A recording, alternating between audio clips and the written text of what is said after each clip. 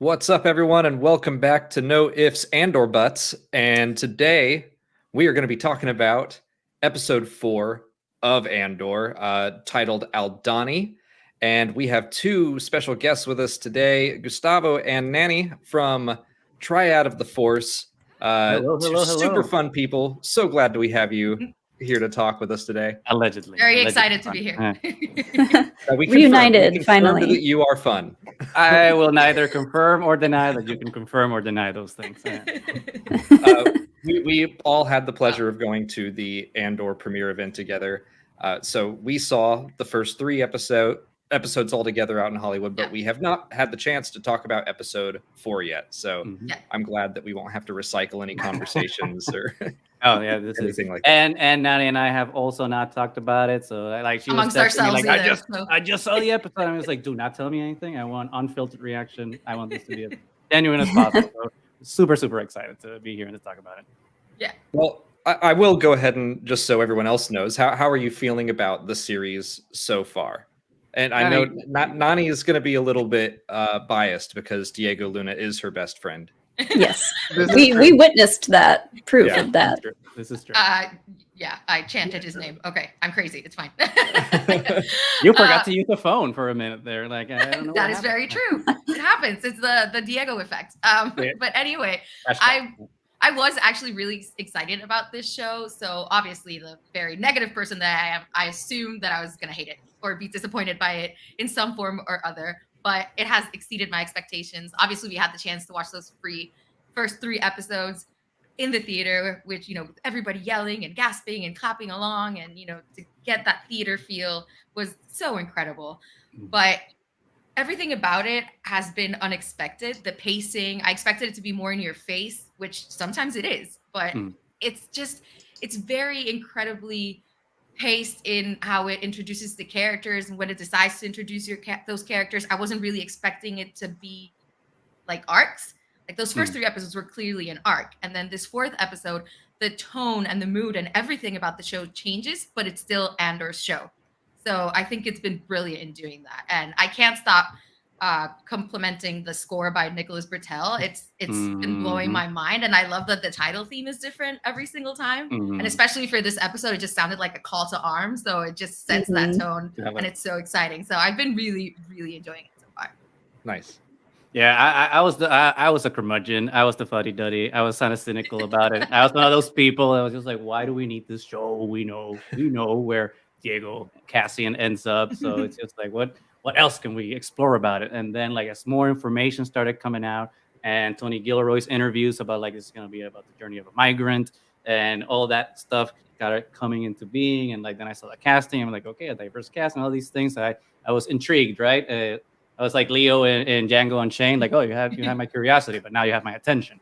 And then and then that trailer dropped, and I'm just like, I'm an idiot. I'm always wrong. I always think I either know what's gonna happen or know what I want, and then I'm just completely wrong about absolutely everything, but in the best way possible. And then obviously being in the theater and seeing those first 3 episodes, it was just like, what did I watch? This is like nothing like I expected it to be. Like obviously I was expecting something along the veins of like a spy thriller, but in the with the tone of Mandalorian or Obi-Wan Kenobi, which don't get me wrong, I love those shows. I love every single show that Disney has been putting out. I think that they're amazing so far. But like the shift tonally that Andor has had really blew my mind, especially with all the themes and and layering of concepts and commentary that it's doing. It's really hitting all those points for me while still being intrinsically Star Wars. I think that's the best part. It's like doing all the things that I want other media to do, but in Star Wars, and with a bunch of Easter eggs, despite what other people might be saying about it. But it's just a wonderful journey, and I'm just here for it, and just like enjoying every single minute of it, especially with episode 4, because I feel this one just like opened the gates, and it's just like, okay, you're going. You thought you were in the fun train. Now we're going all guns blazing. So yeah, I'm digging it. Yeah, they don't even show us Coruscant until episode 4, and then it's like, bam. Right. But it felt so good. Yeah, it felt so good. It's like you remember, you guys have been talking about it. You wanted to see Coruscant. Well, boom, here it is, and all this majestic glory. But I do like that they kind of shifted the tone of how we see Coruscant. It's not like the the bright and shiny Coruscant of episode 3 or episode 2 with like the lower levels being all bright and neon. It's all very brutalistic architecture and dark and dingy and very almost scary in a way when like Cyril Karn's got going down the elevator to go to his mom, because obviously that's where he's gonna go after getting fired. It's just a completely different Coruscant, and I loved it. Even though I have to say the Empire's design team is amazing, because the ISB offices are spectacular. So gotta give credit where credit's due. Absolutely cool wild to see something like the ISB on screen like this after reading about it for so many years. Yeah, I love that Coruscant has this look to it, like they have a very strict homeowners association, aka the Empire, and there are like no flags, no colorful doors, like everything is a gray slate. And very egalitarian. Palpatine has plans on top of plans, and like one of those is like order. I don't know which number it is, but it's a architectural order. He also has city plans on top of city plans. Yeah, and he gets it done. Let's put it that way. Like his city planners and architects and builders did it in record time. So kudos to him on that one, I guess. It was interesting to see. Like, I wouldn't say that Cyril Karn and his mother live on like level 1313. But it was interesting to get kind of a middle level, maybe like 500 or 600 or so. He's not like way down at the bottom, but he's also not got Mon Mothma's amazing apartment with the freaking tree in the middle of it. Yeah, I compared it to living in New York, where it's like you already have to be rich to afford an apartment in New York, but you're not like Mon Mothma levels of rich. No, that was some penthouse right there. Yeah, which I think thematically, I mean, not to like get ahead of ourselves of what happens with the episode and like all the themes of the episode, but I think it kind of makes sense for Cyril and like his mom to kind of live there, because they're not poor, they're middle class, I guess, but so like it kind of ties back into like his mentality, like where he sees himself, because okay, well, I'm now at the bottom, but I'm trying to get to the top, and it kind of makes sense for his arc. But I guess we'll kind of get to that because complex. I mean, they're all complex characters. I think that's the great thing about the show. Like, no character is one-dimensional. Every character has like lots of notes to them. Especially Mon Mothma's husband, which I just can't wait. Oh yeah, we'll get. Cannot wait to talk to him because oh my god, oof, what a disappointment he was. In all the best ways though, because I was just like, oh, he's terrible. But yeah. I want to talk before we get into plot and all of that. I do want to talk about we and everyone else saw the first 3 episodes together. So now that we know the structure and the fact that it's kind of like 3 episodes all working to tell one story, and then we move on to another 3. How does it feel now to watch just one at a time and have to stop? Do you feel like it works on the same level when it's just one at a time? Nani, what do you think? Because I think it actually works because the episodes are so satisfying. And I used to have the problem of binging that I hated to watch episode by episode. But in reality, having to wait that week, it makes you digest the episode so much more and have a chance to rewatch it and really think about what the characters are doing and their place in the show. So I really did love watching the 3 arc because it was just like you get really immersed in the story right away and it works like the 3 of them. But now kind of stopping it and giving it a chance to do week by week, I think was the correct decision for them to do it. Yeah, you kind of give it a chance to breathe. And like you said, we can go back, watch it again, really like dive into everything. And plus, like I want to savor this show. I don't want it to be over too quickly. I know. Right. Which is how I feel about it. Like I compare like before Disney Plus was a thing, and we had Netflix had just come out. Well, not just come out. It was being a thing now with like Stranger Things and all those shows, and we had like other shows like on HBO, like Westworld, who still were airing traditional episode a week thing, and it was a completely different dynamic when you go. When I went to work and I was talking with my coworkers, it's like, okay, well, did you watch the whole of Stranger Things? And we just talked about Stranger Things in one sit down, and then by the next week we totally forgot what happened in season 1, and we just have to rewatch the whole season before season 2 comes out so we can actually remember what the hell happened, because it just becomes a haze.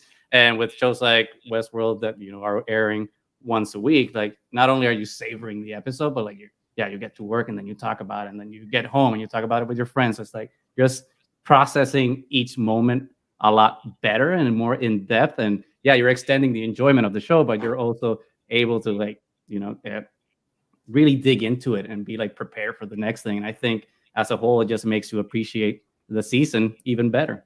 And if night drops out, maybe the power went off, Puerto Rico hurricane, all those things, but she'll be back. Yeah, we were talking about that before. Nani's in Puerto Rico right now on the northeast side of the island where it's safer, but she said the power grid has been weird. So yeah, weird is an understatement. Yeah.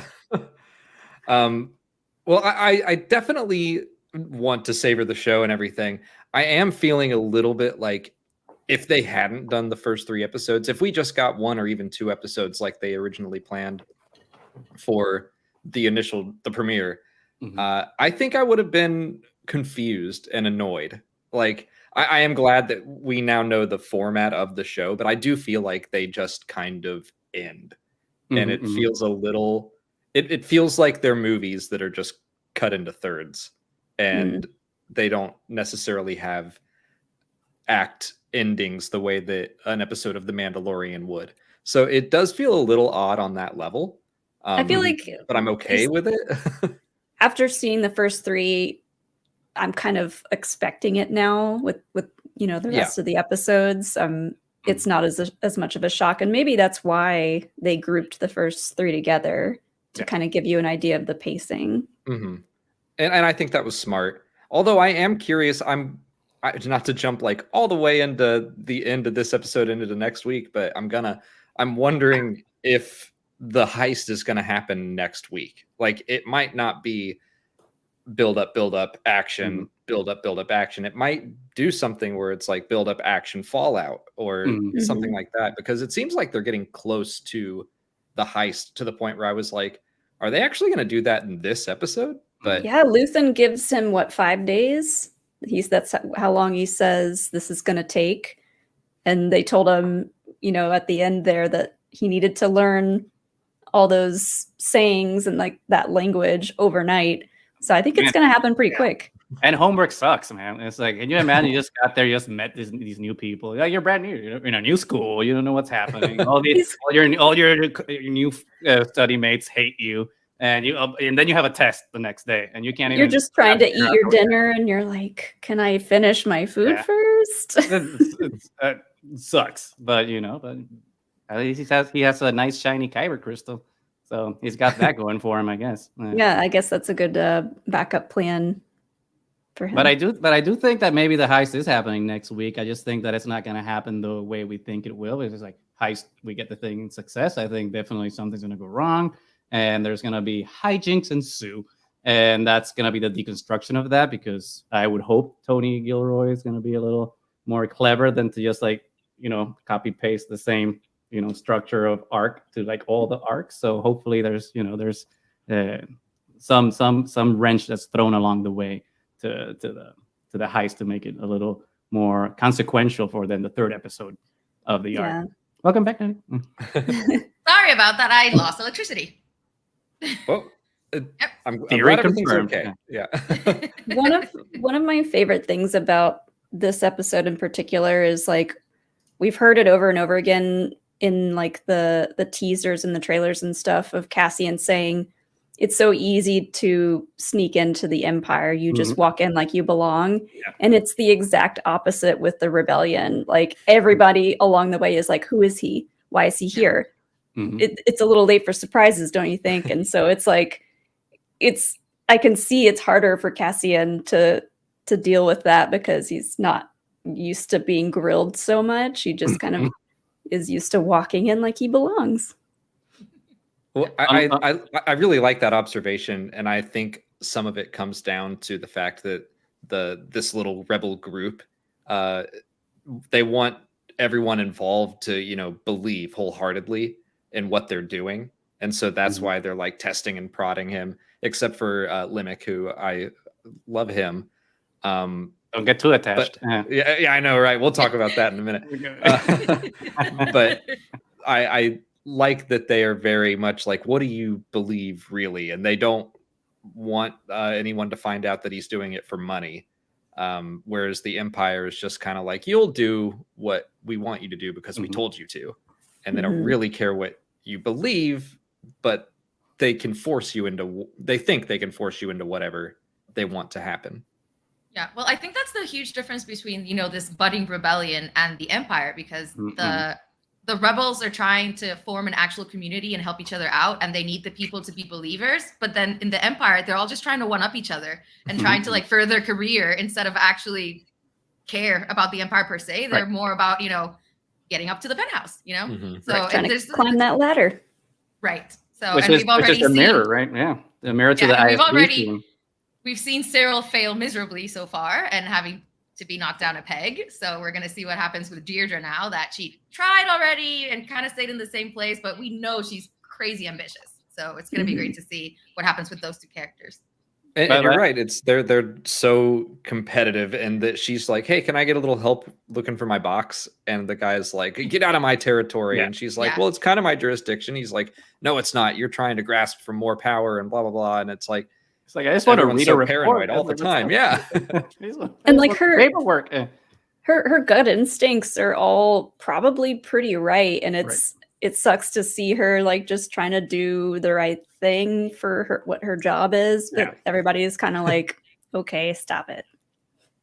Well, I remember when we did that little roundtable thing with Kyle Solar and Denise Goff, she mentioned that they're kind of doing, both Cyril and Deirdre are in the middle of these little rebellions within their own organizations where they're trying to do things by the book and no one will listen to them.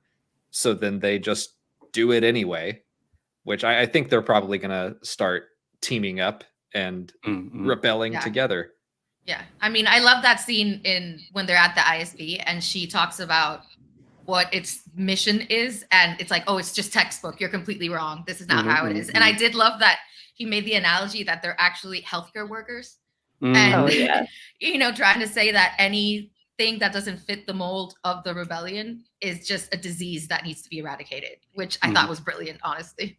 Yeah, that was political. Don't get to those things. That was one of the most there's so much just pompous monologues from the Imperials in this episode that I love so much. And him saying we're healthcare. We identify the symptoms. We take care of it. We're trying to treat the disease. Yeah, and it's oof, that's rough.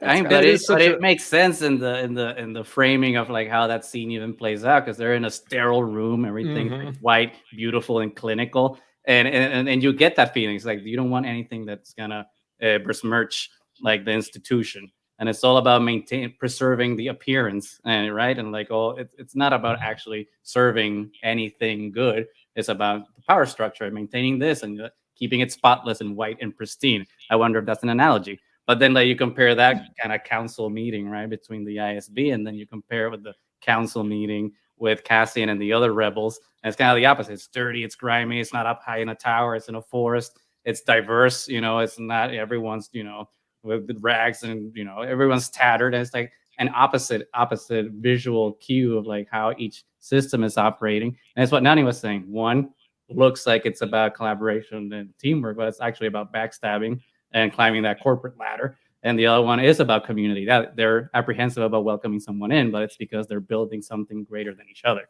So it's those two scenes are just wonderful to kind of explain what the episode's trying to do and what the series as a whole is doing.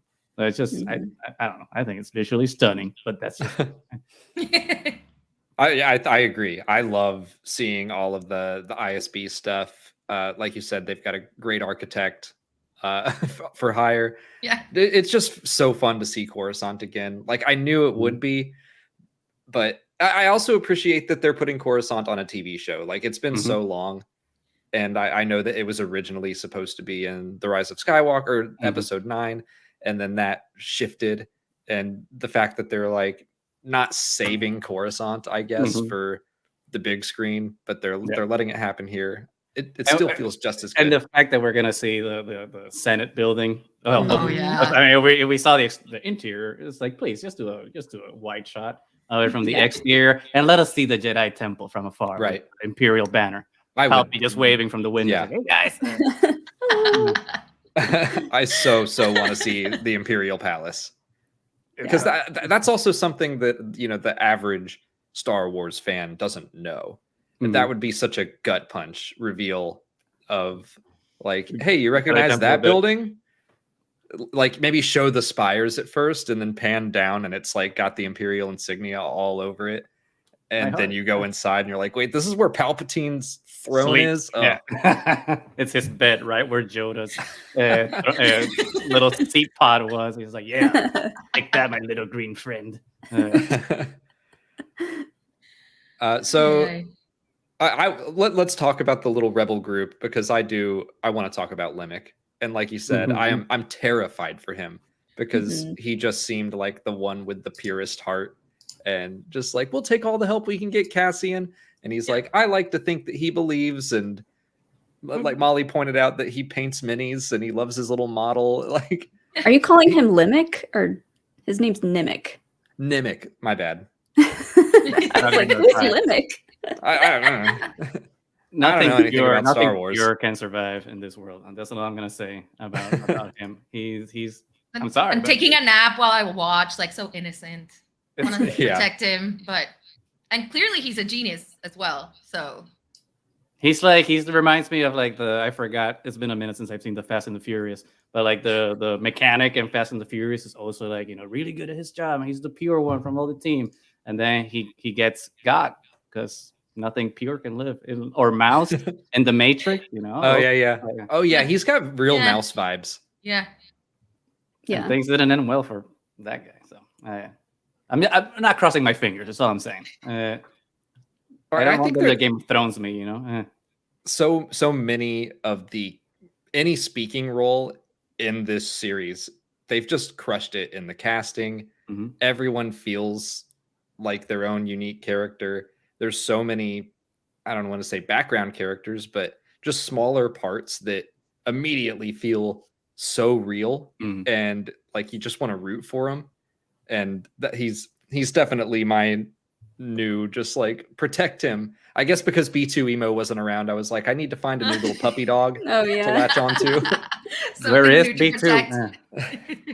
He needs to come back. That's all I'm saying. Like, you cannot give us that beautiful, perfect droid that has emo in the word and the name, and then not bring him back. I was like, or at least protect him. If that group of rebels have any droids with them, because I figured we would have seen them by now, but it didn't look like they did. A lesser B2 emo. They cannot upstage him in this season, at least. Wouldn't it be cool if they actually had got an Imperial droid on their side? I think out with the mission.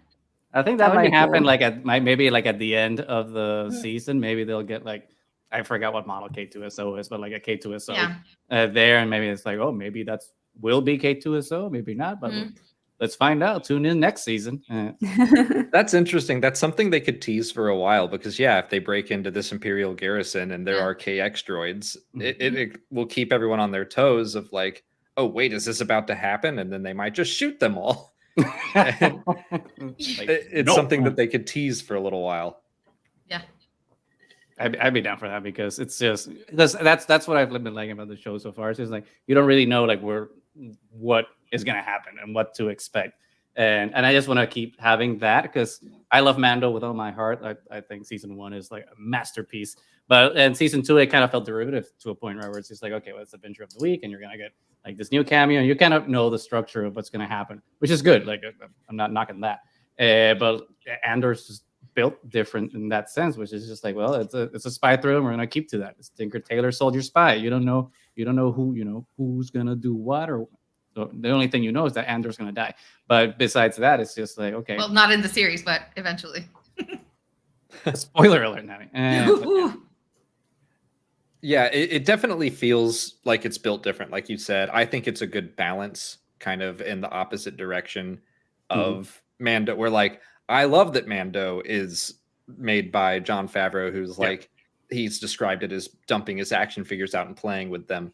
And I like that we're getting something that is so different of just, this is Tony Gilroy, who learned about Star Wars in 2016. Who did not grow up with action figures, Right. goddamn. And now he's like very willing to obviously work with lore advisors in the story group.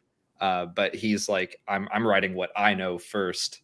And it's it just has a completely different feel. And I like having the variety. Mm-hmm. I mean, because that's the thing, right? Like Star Wars is such a wide playground that to limit storytelling to like one way of doing it, it's kind of a disservice to the potential of the wars, right? So like this is just, I just hope that we keep doing these things and just like exploring different genres. Yeah, because you come in at it from like a different angle with like a different vision, and you see all these different characters that you weren't necessarily expecting to see in this type of life that you were expecting to see. So it is good to have a balance between people that are really, really invested in the galaxy far, far away and respect it, and then people that just bring a new vision to it. Yeah, we've seen the hero's journey stuff. We've seen the Western, the Mandalorian is, and this is just like completely different, and it feels really nice and like refreshing to see. Yeah. And Goose, like you said early on, that some people said that there weren't enough Easter eggs in it, and like this episode, I was just like, how can you say that? Did you not see? Did you not see Starkiller from Force Unleashed in the background? I was like, please. I mean, there were some stuff that got mentioned that like I hadn't even heard of, and so yeah, there's a lot of Easter eggs there. You just got to kind of look a little closer for them. Yeah, I'm looking forward to like your guys' video on the deconstruction of all the Easter eggs there, because like it's a plethora of things. Like I was just blown away. I never noticed these things except Starkiller because that was too obvious.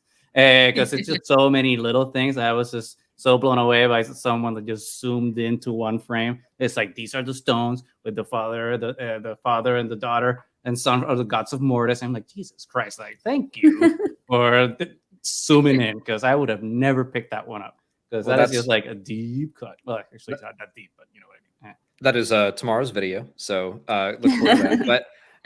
But like I knew that there was all that stuff in that scene with Luthen and Mon Mothma, and I was like, I can't even bother looking right now. Like I was just, I gotta focus on them, and then I'll go back and I will look at it later.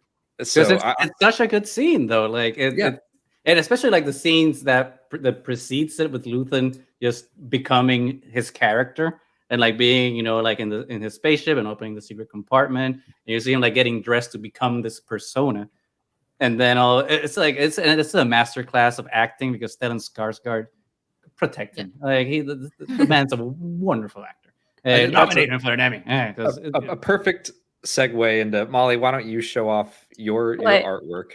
I will. I was going to bring this super chat up too. The scene of Luthen putting into his disguise and practicing his persona was one of the best scenes in live action Star Wars. It said so much with so little. Could not agree more. Yeah. And thank you, Elliot. That was like, I've been so excited to see Mon Mothma, but I think that was my favorite part of the episode. So I tried to draw it. So here's my drawing. That is amazing. That's pretty. That is awesome. The little vanity and everything. That is pretty good. So yeah, just him putting on the wig, which it was an amazing wig too. Yep, and just like better than the one from the Game of Thrones show. I'm gonna say it. Sorry, I said it. Oh yeah. Are you another like wig expert? Every time Molly sees a wig, she's always judging it immediately. I love that. I blame Pink Milk for that, because they ragged so hard on Bo-Katan's wig. So now that one was bad too. Yeah, that one I noticed. I was like, not a great wig. Yeah, it was like, you got the budget, guys. You got the budget. I think that's the only wig I've ever seen that I was like, definitely a wig. And then Molly's over here just like, terrible wig, and I'm like, that's real hair. Is it not? Yeah. It's like, Alex, that person is bald. And it's like, no.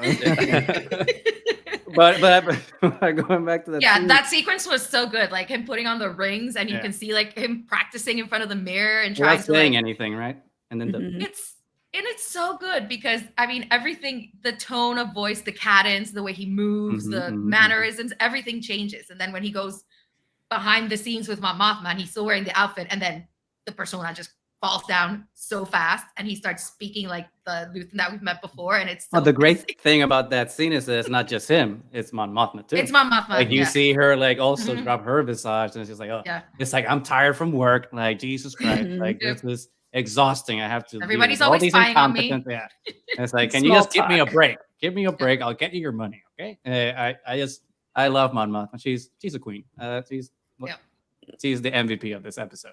The like exactly rich the scene. people, the rich people small talk in Yeah. that scene is just like it's so cringy, but it's also so well done Mhm. because like no one would question what she was there to do.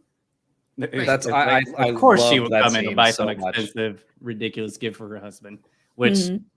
well, whatever. I don't want to jump ahead. Oh, to we'll talk get about to her that. husband. Sorry. We'll get to But that's I love that scene. That's exactly the kind of scene I was hoping we would get out of a spy political thriller show with Mon Mothma in it. And they gave off that vibe in all of the trailers anyway. So I was like, yeah, finally we're getting that. And that they nailed it.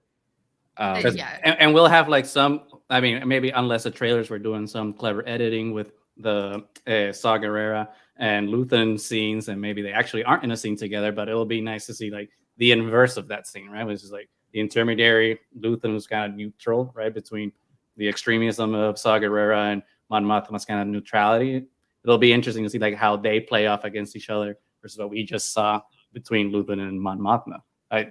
There's so much to look forward to. And I liked that Saw got a shout out today and was already like, yeah. And they even said when, now I can't remember what's right, Nimic.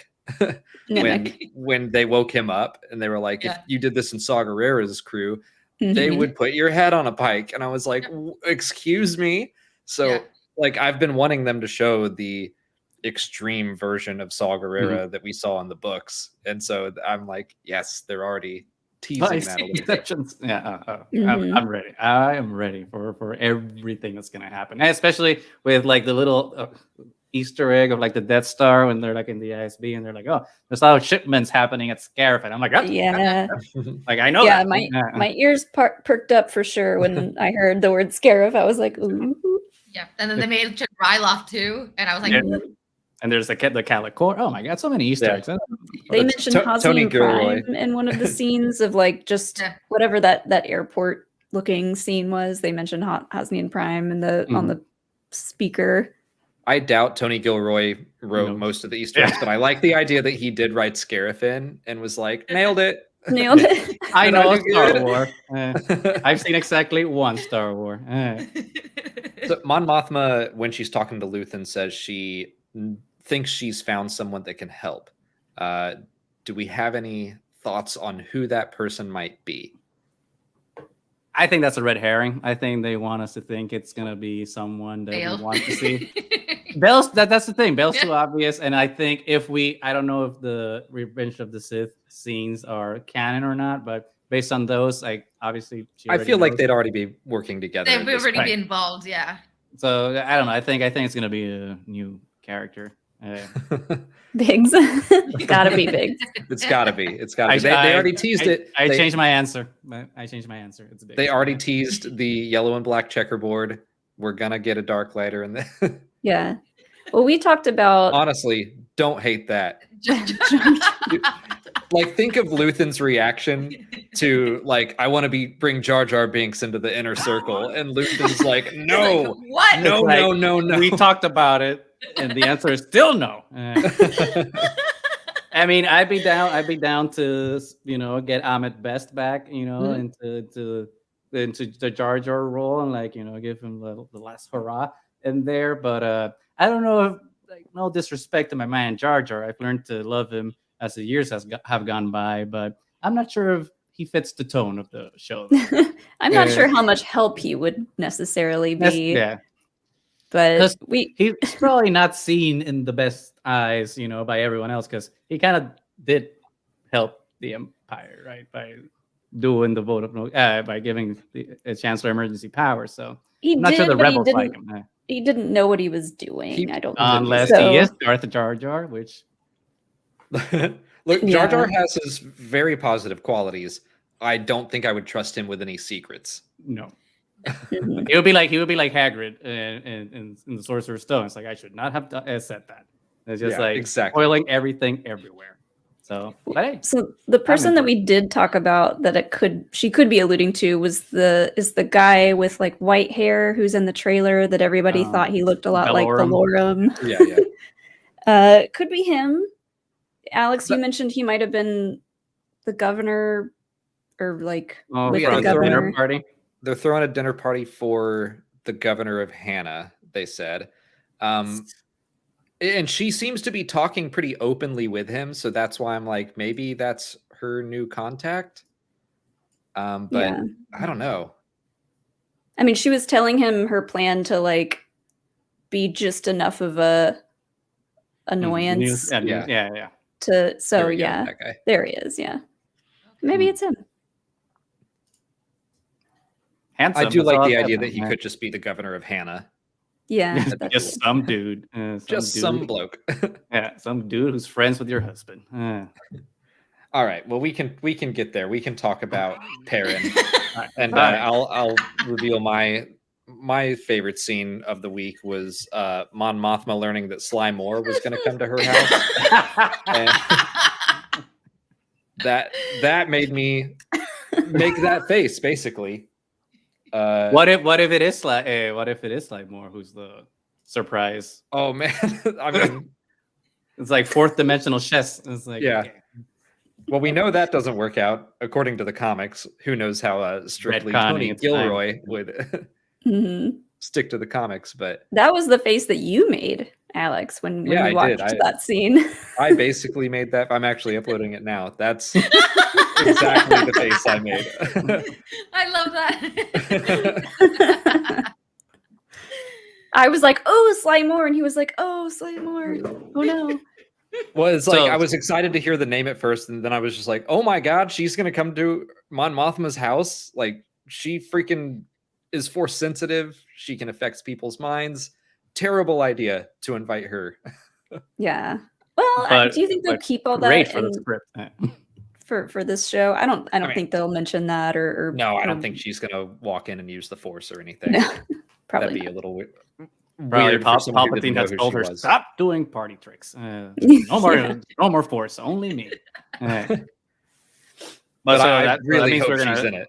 We're gonna see her, right? Unless she has to cancel last minute. Oh, Palpatine has a last minute party at his place, so I can't. I gotta go shave my head. that I just put my contacts in. These things makes the whole real thing. It makes the whole thing so much more tense. The whole dinner party of like, especially if she is trying to meet up with someone and talk to them, and she has to do it while Sly Moore is in the other room. I love that. Just like always, not making eye contact. She's like, okay, yeah. Is she there? Perrin, is that her husband's name? Mm-hmm. Yeah. Frat bro. Frat bro Perrin. Just wants to have fun all the time. He's just throwing parties, like calling Mon Mothma like basically like a buzzkill the whole time. I was like, come on, man.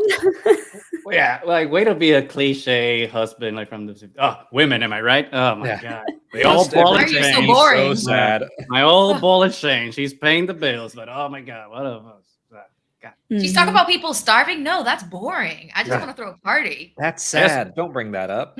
It's like he's one of those guys that won a trophy on the baseball team when they were in high school, and they can't shut up about it. It's like your best days are behind you, bro. Just get over it. Get over it. I did say before we saw any of the episodes, and we were kind of like making predictions for her husband. I did say that he might just be her arm candy, maybe like a little gold digger husband. So I think you're right. Won't maybe look too much into what she's doing behind the scenes and doesn't care because he's oblivious as long as he's having fun. Yeah. I'm curious as to how much he knows about what she's up to. Probably nothing. And if he does, he don't care, or he'll be I don't think he would rat her out because maybe he would know that would be bad for him too. I don't know. I don't like him. He's another example of incompetent men and the stereotype like he's the new Tim. And I hate Tim too. It's like Tim with two M's. But at least Tim, he messed around and he found out. That's so. I am more forgiving of Tin. He is a jealous a-hole. He made a bad decision while he was drunk, but I never felt like they treated him as evil, that he was more dumb. He still cared about Bix, but he should have just communicated with her instead of tattling Stalking on her. Cassian. Yeah, and that too. Okay, I'll lower my But tin Perrin, rage. I'm just like, no to Perrin. Yeah. He kind of tried to play it off like, oh yeah, I told you about this dinner months ago, and then she I put it on looks your at the calendar, guest- like. she looks at the guest list, and so like, yeah, he maybe told her about it, but he didn't tell her the specific people he was going to invite, and so like, she's like, why are you inviting all these troublemakers that hate me? And they're Yeah. fun. They're Yeah. fun people. Fun. Right. Because I don't care about you. Real quick, Jake, I do think we're going to see the dinner party. I think that the trailer showed it. I think that when where Chancellor did I Valorum just- shows up.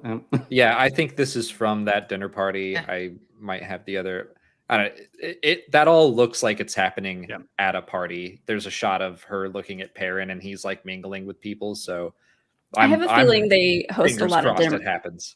They probably host a lot of dinner parties. So They have an amazing penthouse for it. So, yeah. but I think it would be too much of a missed opportunity if they didn't show the dinner party, because it's such a great opportunity to show the building up of tension and how these characters all interact, and really how her husband is like, is he actually maybe a genius and is hiding behind the scenes and is actively trying to get in her way? So I don't know. I think it'll be really interesting to see. Well, and it'll be like a more in-depth scene, because it'll be comparable to like in Obi-Wan Kenobi when we get like the party scene like in Alderaan, and Leia's talking to her cousins and stuff, and like we still see Bail talking with some of the other rich people there, and like we see the political differences. Save the amongst bleeding them. heart for the Senate, Bail. Exactly. Do we think Bale's going to be at this dinner party? Probably not. But like, if He'll he and show up Mon late, Mothma, like any Puerto Rican, he's like, "Sorry, I'm late, guys. Came in from this other party, and a puff of smoke in his fabulous robe." Now that's my headcanon. If it doesn't happen, the show sucks. All right. if Bale and Mon Mothma are at the boring end of the table, like that's where I want to be. Oh, definitely. So Yeah. I pulled up the little tablet that she had, and I was like, I want to see if I can translate any of these other names. So I did that, and I could only see the right hand, and there are no other familiar names, but they are all names of people who work on the show, and so I think that's kind of fun. Oh, that's cute. Oh, that's cool. Matt Hindle, Hannah Smith, Helen Player, Karina Floyd, Solomon Honey, and Toby Britton are all written down the side, and it looks like a lot of them work in the art department. Set decorations, graphic design, that kind of thing. So that would be awesome if we think the party's gonna be like a bunch of like all these people that we're theorizing about. And it's actually just them. It's just Lucasfilm employees. Just like hi, wearing red and black awkward. flannel. Right. Yeah. Like, well, this is awkward. George Lucas is hidden back there somewhere. Like in that video, he's like someone's doing that documentary, and then George Lucas is just walking behind. I loved the call out to Gorman. That was a deep cut I wasn't expecting, but it builds up to a moment in Star Wars Rebels, kind of the final moment where Mon Mothma, a massacre happens there, and Mon Mothma blames Palpatine for it, tries to hold him accountable, and is like run out of the Senate. She's an enemy of the state, and now she has to like officially be a rebel. So Yeah. I love that they teased that, even if they don't show it in the show, which would have to be season 2. Like that's such a fun little connection. Yeah. What did you guys draw? I want to see some more drawings. Well, I misunderstood the assignment, and I thought we were drawing live, so I came prepared to draw. But Oh. Okay. Well, feel free.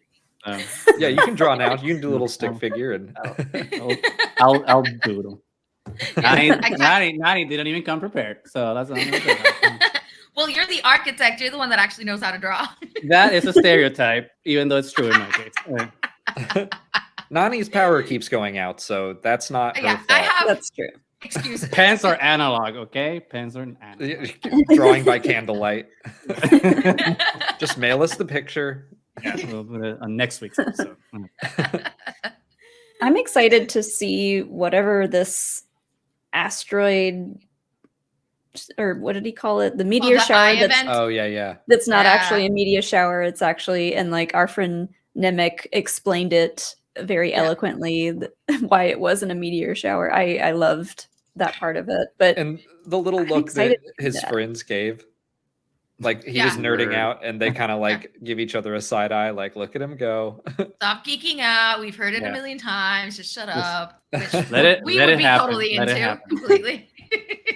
I think So- Oh yeah, That's that's probably that it is- is. Yeah. is probably Well, there was the Yeah. other scene in the trailer too, where we see kind of the ship like Mhm. riding into something. There's like green streaks and stuff, and I'm like, I don't know.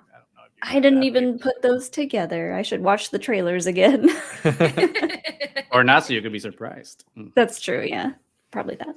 I mean, but it's so cool that they're using this celestial event, which used to be like one of their big festivals and like sacred events, Mhm. as cover for Mhm. fighting against the Empire. So as soon as they said, it's like, oh, this works so well. Which is so Star Even Wars. It's like a Andor was festival, Yeah. the festival of the ancestors type of thing. But Yeah. A It's a little great cool. way to kind of like stick it to the Empire for something that like the native people held that event so highly, and now it's just like, well, they built a thing over their fancy river. Yeah, And they dammed they it come up in- and displaced them from their homes and took away their Mhm. culture, and you just made them Mhm. part of the machine of the Empire. So it's a great way to do it. And when Yeah. they explain it to Andor, because at first he's like, "This is not going to work," and when they explain that part, Andor's like, "Ooh, I like the plan." Might work. Could work. Yeah. yeah. But like for me, the great part of that scene is just, again, like we were talking about the commentary and all the theming of the show, and it's something that we were like at that round table that I asked Diego about, which is like the whole immigrants journey and colonialism and like displaced groups of people, and like we're starting to see that even more clearly now, because in the first arc, obviously, we see the displacement of Andor's tribe or group of people when he was Casa back in that planet. I forgot the name. I'm sorry. Ronnie? But with the mining disaster and stuff, but now we're seeing the effects of colonialism in this planet and how groups are displaced based on corporate entity or governmental entities, financial interest, and like how those groups need to adapt because of the outside force, and kind of to see that be played on screen, like on a Disney Plus show in such a kind of direct way, and be like, in your face political commentary is, for me, one of the biggest rewards that this show is kind of giving me as a fan, because obviously we're also in Hispanic Heritage Month, and to see, a Hispanic man as handsome as Diego Luna, and then like have Adria Arjona on there as well, who's also a goddess, and have them be the face of the show, kind of for us, like it means the world. It's like, okay, we're seeing ourselves in Star Wars in as a leading role, and not just that, not just lip service to us as characters in these stories, but also our stories in these stories, and talk about the immigrant experience and displacement and colonialism and all those things. That's something that has been definitely moving and like inspiring, and something that I want Disney and Lucasfilm to keep pushing with these stories, because it's something that touches a lot of people in different ways, and it opens people's eyes to how the real world is. Because it's that, it's in space. And it resonates with a lot of us. Yeah. Mm-hmm. It's happening at home. It's happening in a lot of places in Latin America as well. So it's like to kind of see that. It's just like, yeah, been there, bro. But it's good to see, how it's projected now, so that everyone can have that experience in a galactic way, though. So. Yeah, absolutely. And I like how it makes the Empire just look that much more sinister. Mm-hmm. It's like they came along and they offered them jobs and they offered them housing, and they just kind of like shoved into Martha's Vineyard. Yeah, they dispersed the native people of this planet and kind of like ran them out of what, they were wanting to do. And so, yeah, it's stomping out their culture and their way of life. Yeah, it's crazy. It's crazy to see just like how sinister the Empire really is, and the fact that we're getting to see those little stories being told is really cool. Yeah. You can't even walk around like gracing your animals because TIE fighters are patrolling the countryside. I mean, yeah. They're just like messing everything up.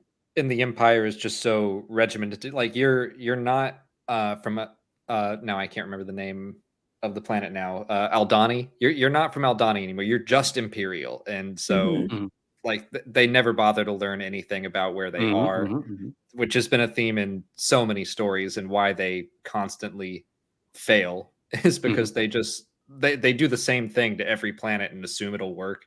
Everything And is just then they ran into a Ewoks. format. Right, exactly.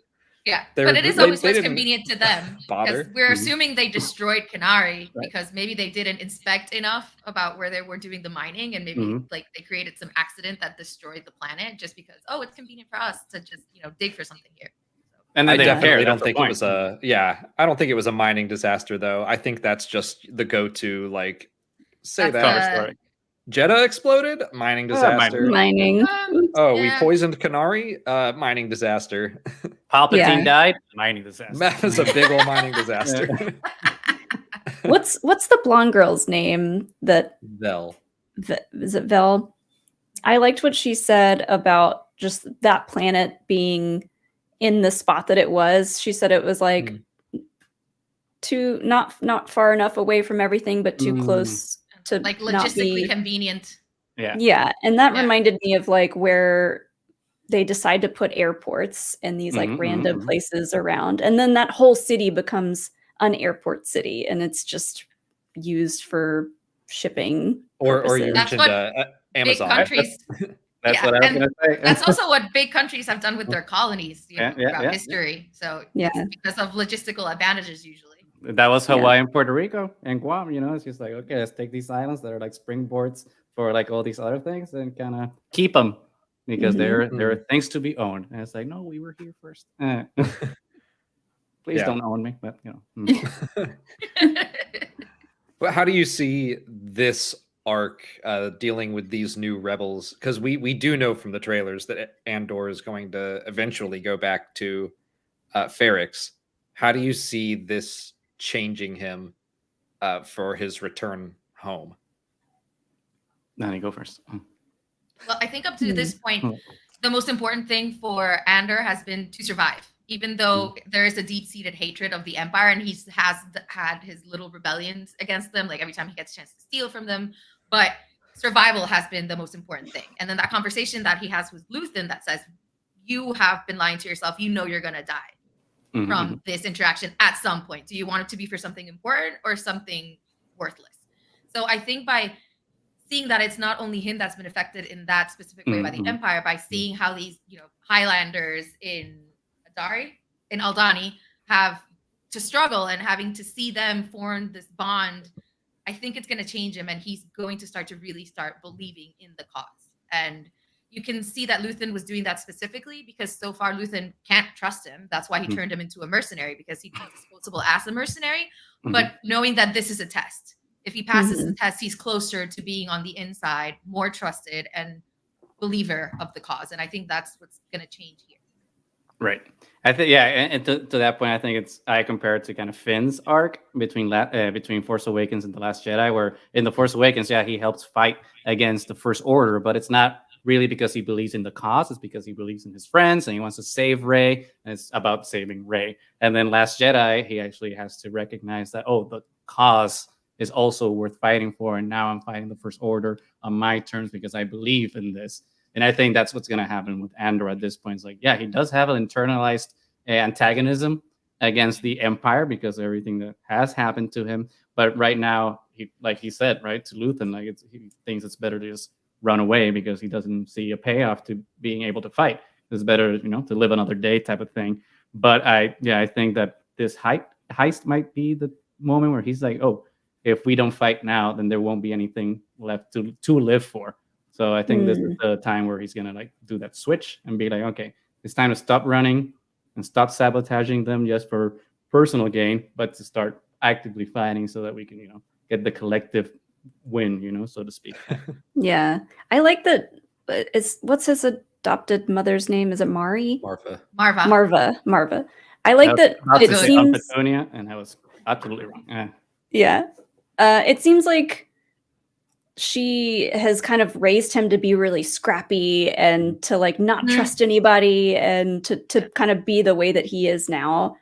But I like that Luthen is coming in and being like, you want to get him where it counts. Like you said, don't steal their trinkets, spit in their food, you know, just like you got to really do the work to get down deep to make real change. So yeah, I'm excited to see kind of like how that plays out. Yeah, it'll be cool to see like Athians. I just made up a Star Wars name. To see Cassian's like change from like the scared, scared and just basically he's like a dog corner, right, where he just like has to lash out and defend himself, and just transition to the heroic Cassian, right, that we see in Rogue One, and just like I'm the hero and I'm gonna go for this and have more assertiveness and confidence as opposed to like fear of the circumstances around him. So yeah, I'm looking forward to see that shift in him, which hopefully happens in this arc. And for him to actually know how to be a good spy, because he was kind of terrible in those first 3 episodes. I think this whole first season is going to be him becoming a better spy, becoming a believer more so. And then I think season 2 is going to be more like I'm part of the rebellion and here's what I'm doing as a official member. I do my card, like at this point I am kind of bummed that they cut it from 5 seasons down to 2. I understand it would have like just driven them all insane. It was so much work, but I'm enjoying it so much that I would have happily taken 5 seasons. Oh yeah. Yeah. But it might have been a scheduling thing too. It's just like we got too many shows that we're gonna start having overlaps with Mando season 15 and Ahsoka season 40 or whatever. So it's just like let's just start ending shows at a logical ending point. So maybe that was it. And maybe it'll be for the better, because then they can just make, a very lean story that's just like tells what it needs to do. And there's like, no fat to trim, so to speak. So we'll see. Yeah, I'm sure it'll be great. But before we let you go, why don't we ask Nani and Goose, do you have any predictions for next week's episode, or what do you just hope to see in general?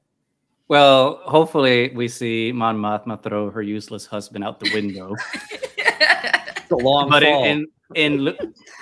They twice the pride, double the fall. But in lieu of that, like I really want the awkward dinner scene. Obviously, like I'm ready for that, to see like Mon Mothma throw some shade around. So like I'm living for that. So because right now, like no disrespect to Cassian, but like now that we're on Mon Mothma mode, I kind of want to see her. I want to see her. And I can hold off for the heist, but I really want that dinner scene to see like how she does her politics and like her backdoor movements, so everything she needs to do. Because like you were saying, Alex, like that scene between her and Luthen was so spectacular that I just want to see kind of more of that. Same. Yeah, I'm definitely looking forward to that dinner scene and to show it maybe parallel to the beginning of the infiltration, so you can see how some people work behind the scenes in one side of the rebellion versus the team of what is it, like 8 of them now, and how they try to work behind the scenes in their area. And I'm really looking forward to seeing how, because Cyril is going to try to bounce back from what just happened, so I kind of want to see how he's going to machinate behind the scenes, and if there's a meeting with Deirdre coming soon. And I think her character is so interesting as well. She was so nice when she was interviewed in the round table and stuff. Yeah. And this character is so stiff. It's like she irons herself every day, and like her face even barely moves. So I'm looking forward to seeing how these 2 characters complement each other going forward, and what we're going to see from them, their little rebellions that we have heard within the Empire. Yeah, I agree. I was a little bummed that we didn't get more Cyril, because I wanted to see all of his fallout. I think we're absolutely going to explore him and his relationship with his mother and everything. And yeah, I think we're headed for a team up between Dedra and Cyril, and eventually a team up between, I don't know if a direct team up with Andor and Mon Mothma, but I think that their paths will come together at some point. Yeah. Give us that Senate building, though. I'm ready for it. Yeah. Oh, yes. Please. Very excited about that. Well, thank both of you for discussing this episode with us. No, thank you guys for inviting us. Absolutely. Let everyone know where they can follow you online, listen to your podcast, watch your podcast, etc. Nani, this is what you're good at. So, well, we are Triad of the Force, and you can find us anywhere that podcast can be found. You just have to search for Triad of the Force, and you will find us. We're on Twitter and Instagram and everywhere. So we're on YouTube and just a podcast format as well. So just give us a chance and listen to some of our stuff. We're cool, we promise. And thank you so much for confirm. having us over. Anytime. Can confirm they are cool. Yes. And there's links to all of their stuff down in the description box. Nani met Diego Luna in Hollywood, and then me and Molly and Goose stayed up until like 5 a.m. That is way past my Partying, bedtime. so we had a great time together. Just I know. chatting. Just chatting. It was so much fun. It was so great to meet you both. Yeah. Well, have a great night, both of you. Nani, stay safe, please. Thank you. And we'll talk to you soon. Thank you, guys. Bye. See you. Bye. And Molly and I are going to stick around and take some super chat questions here. So let's just dive right in. I forgot to pin my comment thingy at the top of the show, but you did. Okay. Yeah. Yeah, so if you have any questions, just send them in via super chat. We've got a list of them, and we're just going to go down the line and check them out. We're starting with our good friend, the Templin Institute, sent in the first one. He said, any empathy for my man Karn yet? Him looking depressed on his way from Coruscant Airport. I like that title. Just Coruscant Airport. Really hit me where I live, baby. Depressed? I think he had his tail between his legs. Yeah, I mean, that can make someone depressed. Yeah, just I guess. Feeling that failure. No, I wouldn't say, like, I'm interested to see where his story goes, but I don't think I felt bad for him. No, I imagine at some point I will have empathy for him. There it is. But it's not yet. I need to get to know him a little bit more, which I expect to do now that we know he's home with his mother.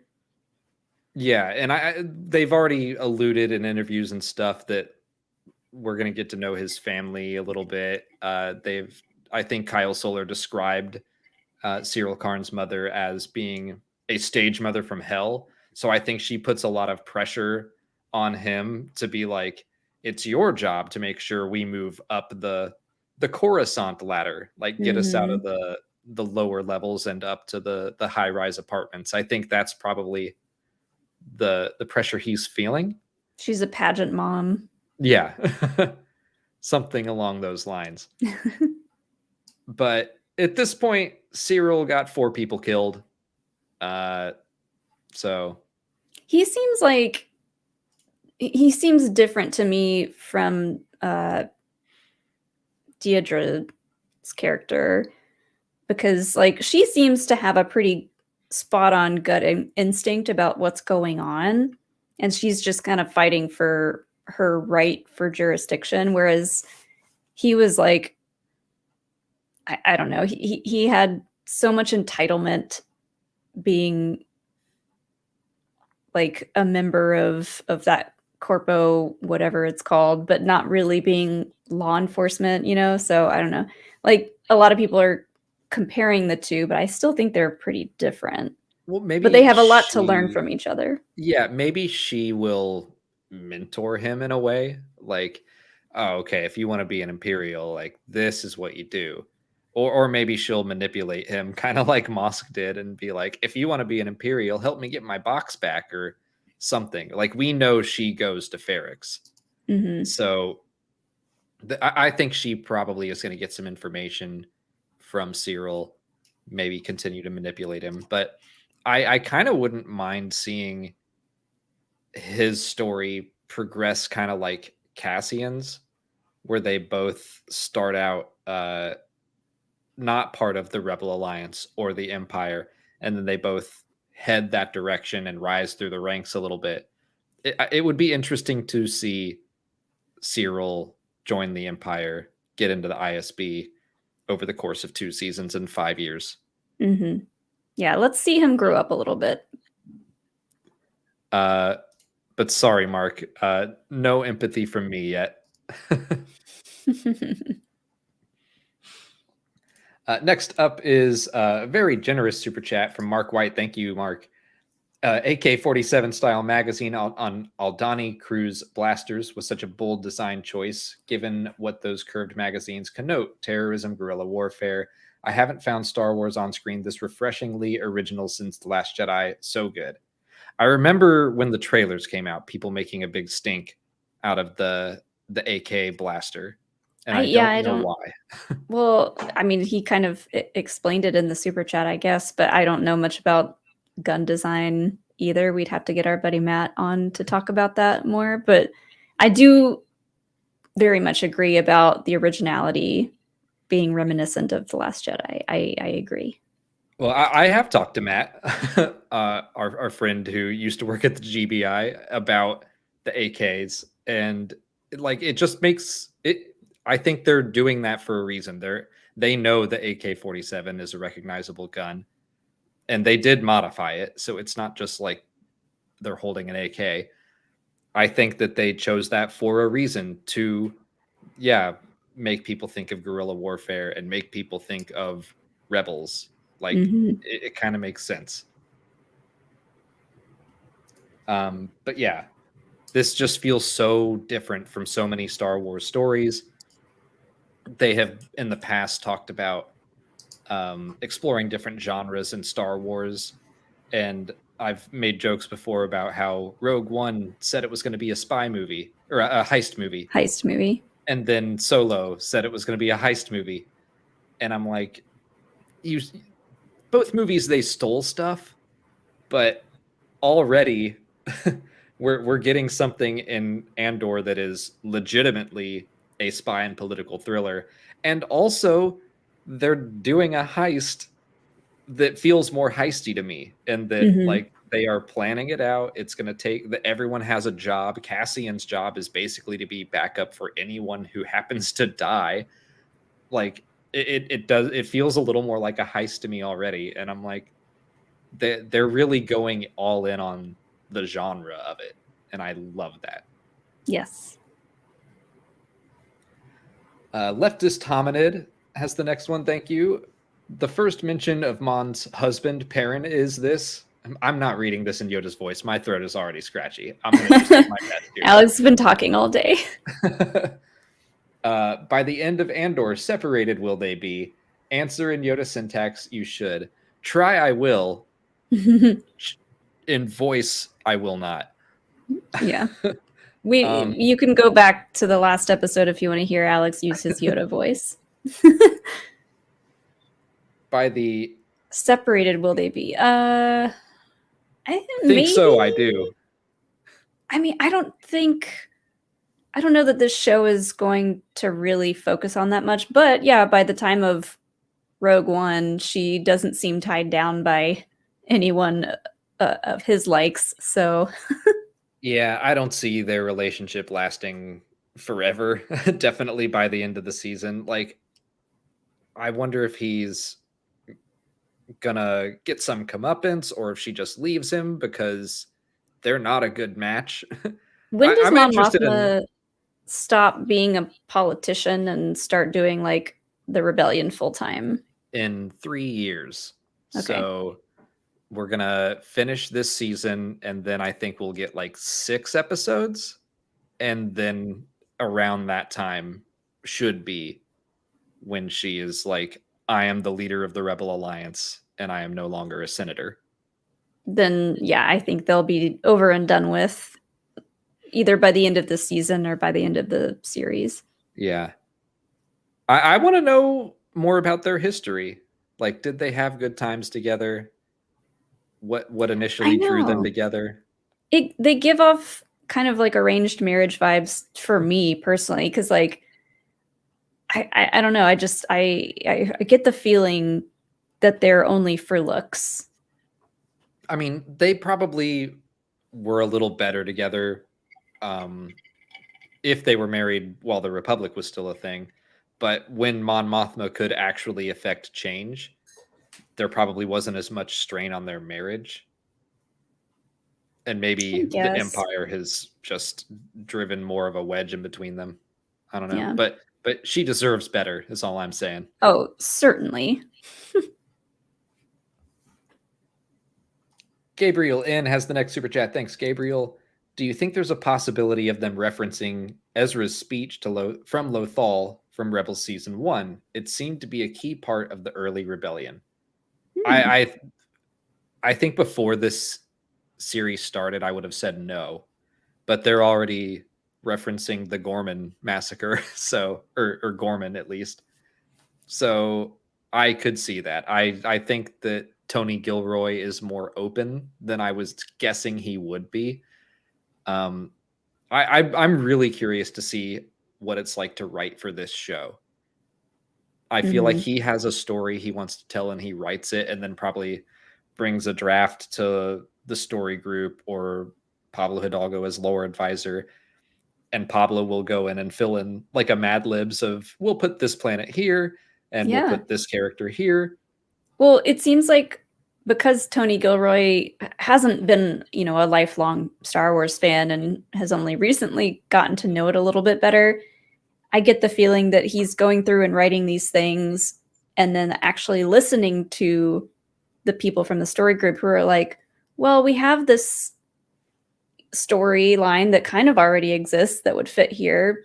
And Tony Gilroy is like, wait, what? Really?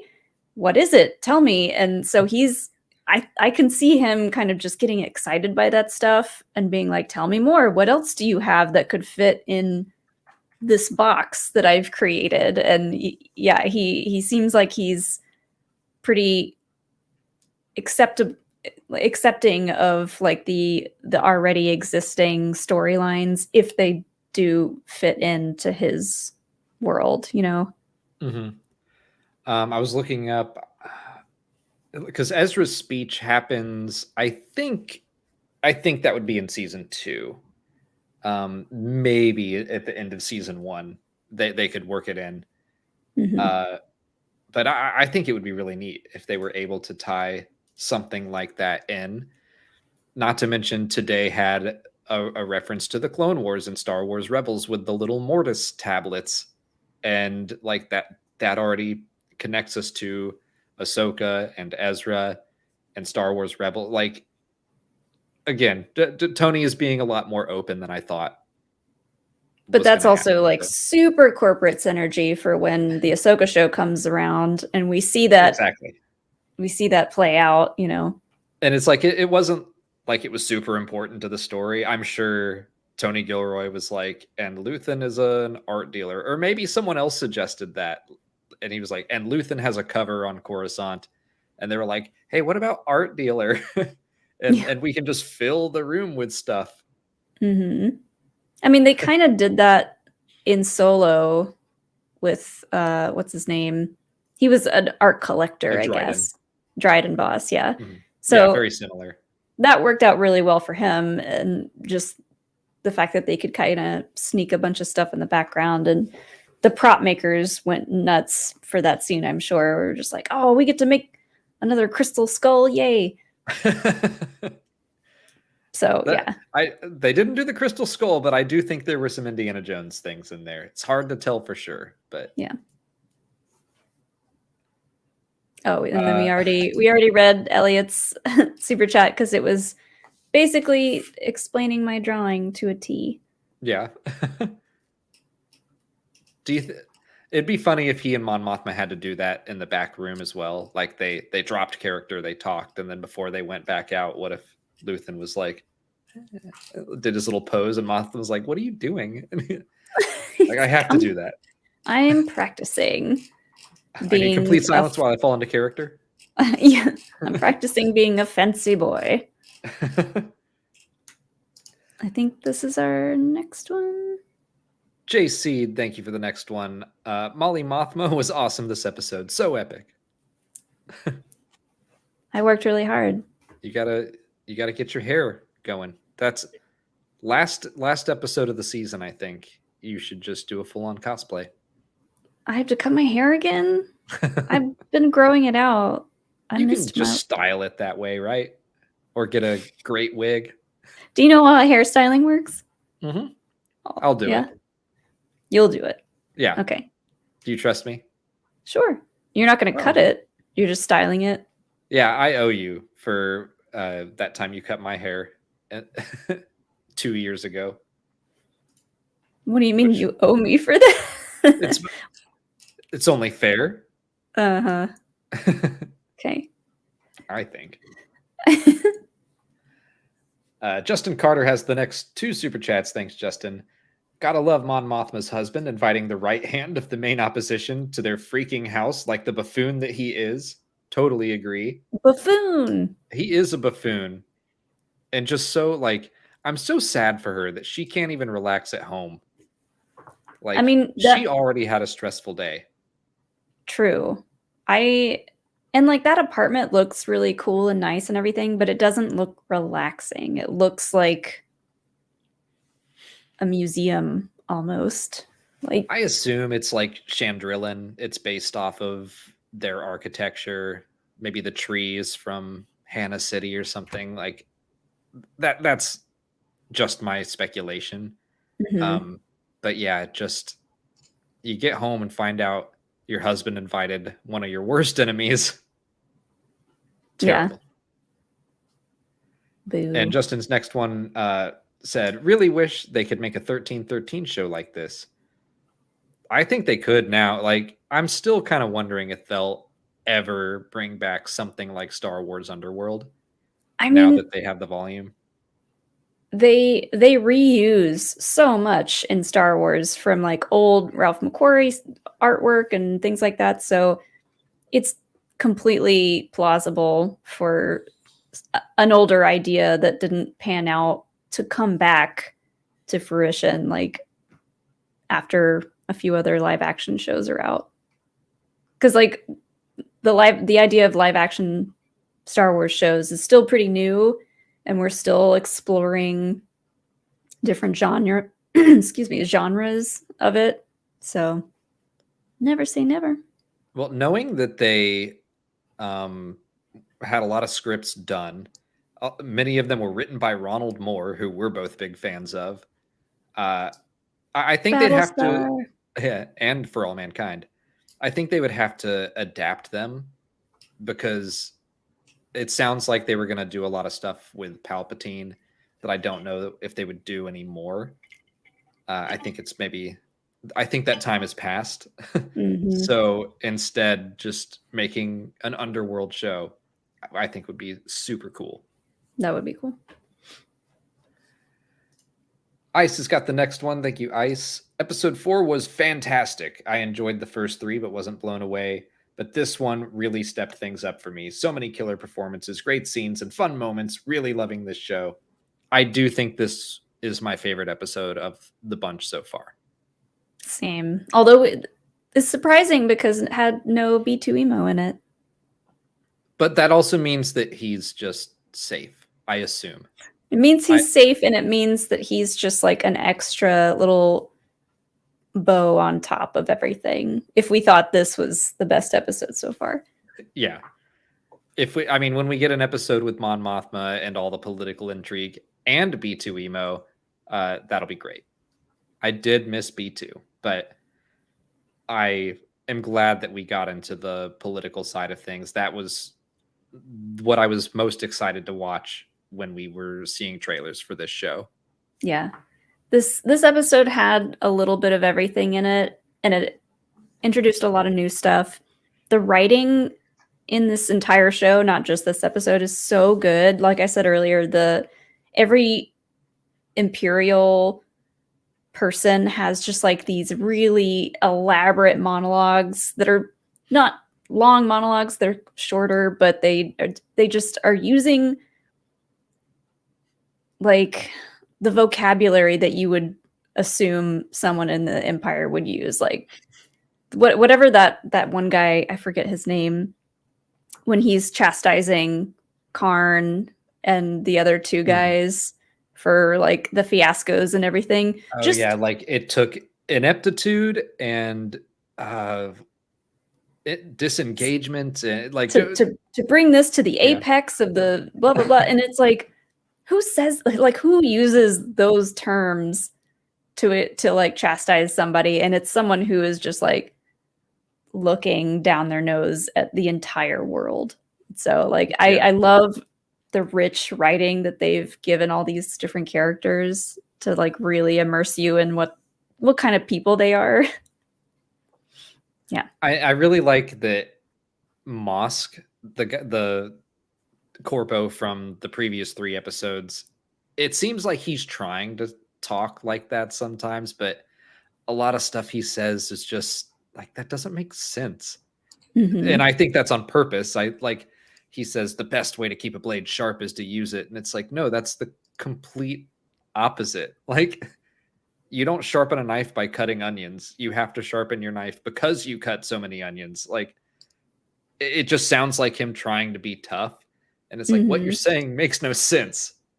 And I think that's him trying to be this imperial. He's an imperial wannabe. And I like the way that each character is written differently, even among the bad guys. They have their own unique style. So I scrubbed to that specific scene, and he says, it took the ingredients of idiocy, ineptitude, and total disengagement for this farce to have reached the full apex of incredulous disaster. You can't say that without slipping into a British accent. You can't do it. It's impossible. It's just like, woof. Yeah. Do you think that poor actor got that line and was like, oh no? I want that on a t-shirt now, just with the little Empire cog on it. It's a good shirt. TN has the next super chat. Thanks, TN. George did say the rebels were like Viet Cong and the Empire was the American government's imperialist behavior. Yep. He has said that the rebels are the Viet Cong fighting the Americans as the Empire. He also said it's the American colonials fighting against the British Empire back then. He's compared it to a lot.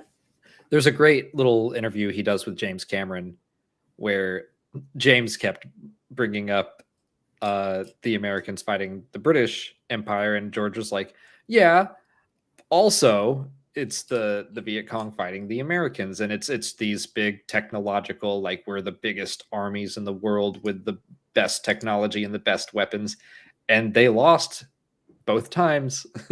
So that's what he always talks about when he's going anti-imperial. Yeah. Logan King has the next super chat. Thanks, Logan.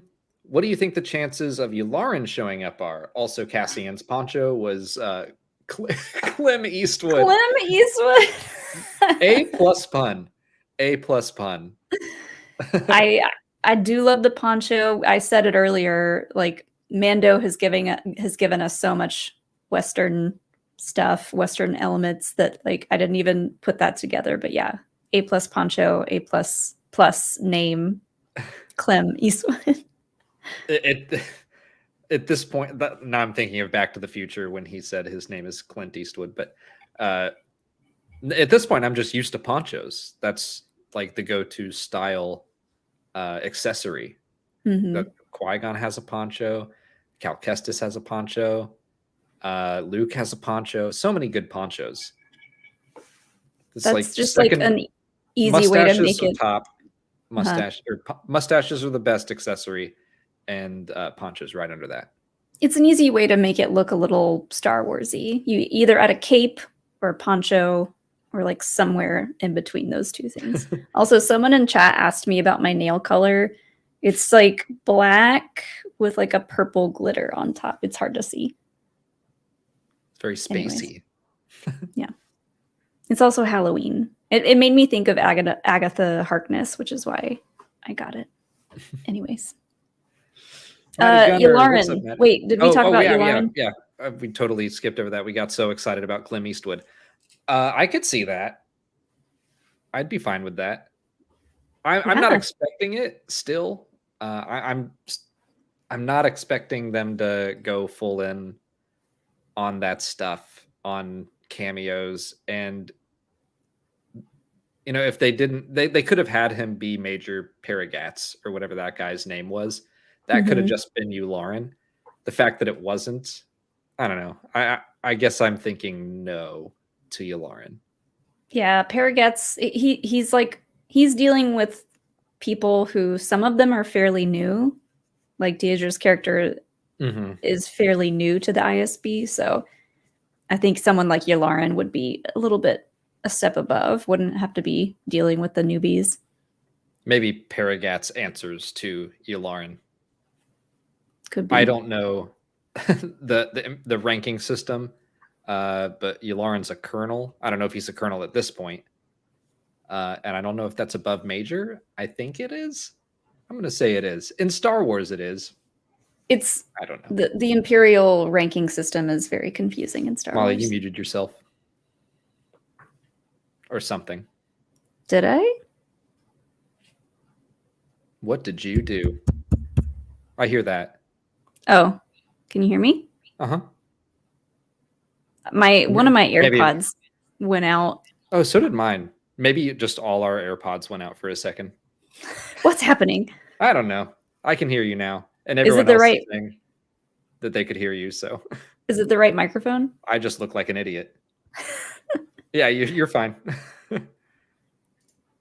Turn up your earpods, Huh? Grandpa. How? How do these ding dang things work? Okay. Maddie Gunner, thank you for the next super chat. Hi, have Maddie. you- Sorry about my terrible British accent earlier. I wasn't really trying to go British, but as I got to the end of that, I just got there. How do you think Perrin and Mon Mothma met? I feel like she got catfished because dude is punching above. Agreed. So that he mentioned knowing like the governor of Hannah and them being regimental mates or something like that. I feel like he had a political background. Maybe it was some sort of not arranged marriage, but like a politically motivated marriage or something. Mm-hmm. Yeah, I think that's likely. I like the idea of someone getting catfished, though. Yeah. I don't think she would. I don't think Mon Mothma is capable of getting catfished. She's too smart for that. Like, there's got to be a reason. I think the reason why they're together is that he is liked by a wide amount of people, and that's why he's throwing this dinner party, because he wants to stay in all the circles. Mm-hmm. So I hope we find out. I don't know that the show is going to take the time to do that, but at some point, I would be interested in learning. Yeah. But I agree. He is punching above his weight class for sure, in every way. Sydney Squared has the next two super chats. Any bold cameo guesses for the rest of this season is the first one. I mean, we talked about Jar Jar. Yeah. I'd say that's pretty bold. I mean, like, I would have called Slimore a little bold. Like, I could see it happening, but until today, I probably would have said, that's unlikely. And now I'm like, it better happen.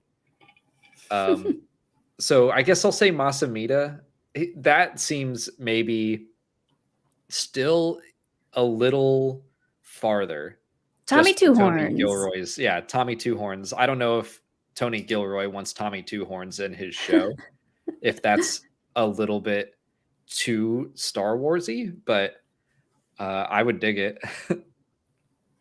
I mean, I kind of think if we got any of those Imperial guys from the beginning of A New Hope, that would be pretty cool.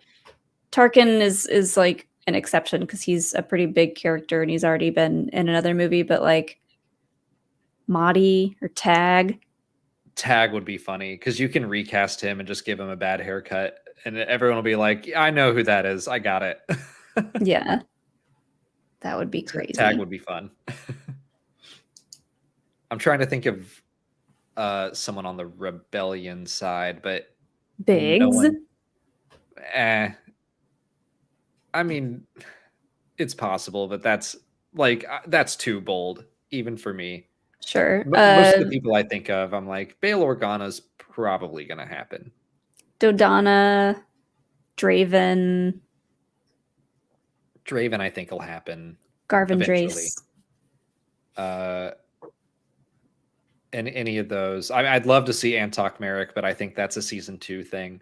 I'll say Garmbelt Iblis to just throw that. That's a Legends person that was really involved.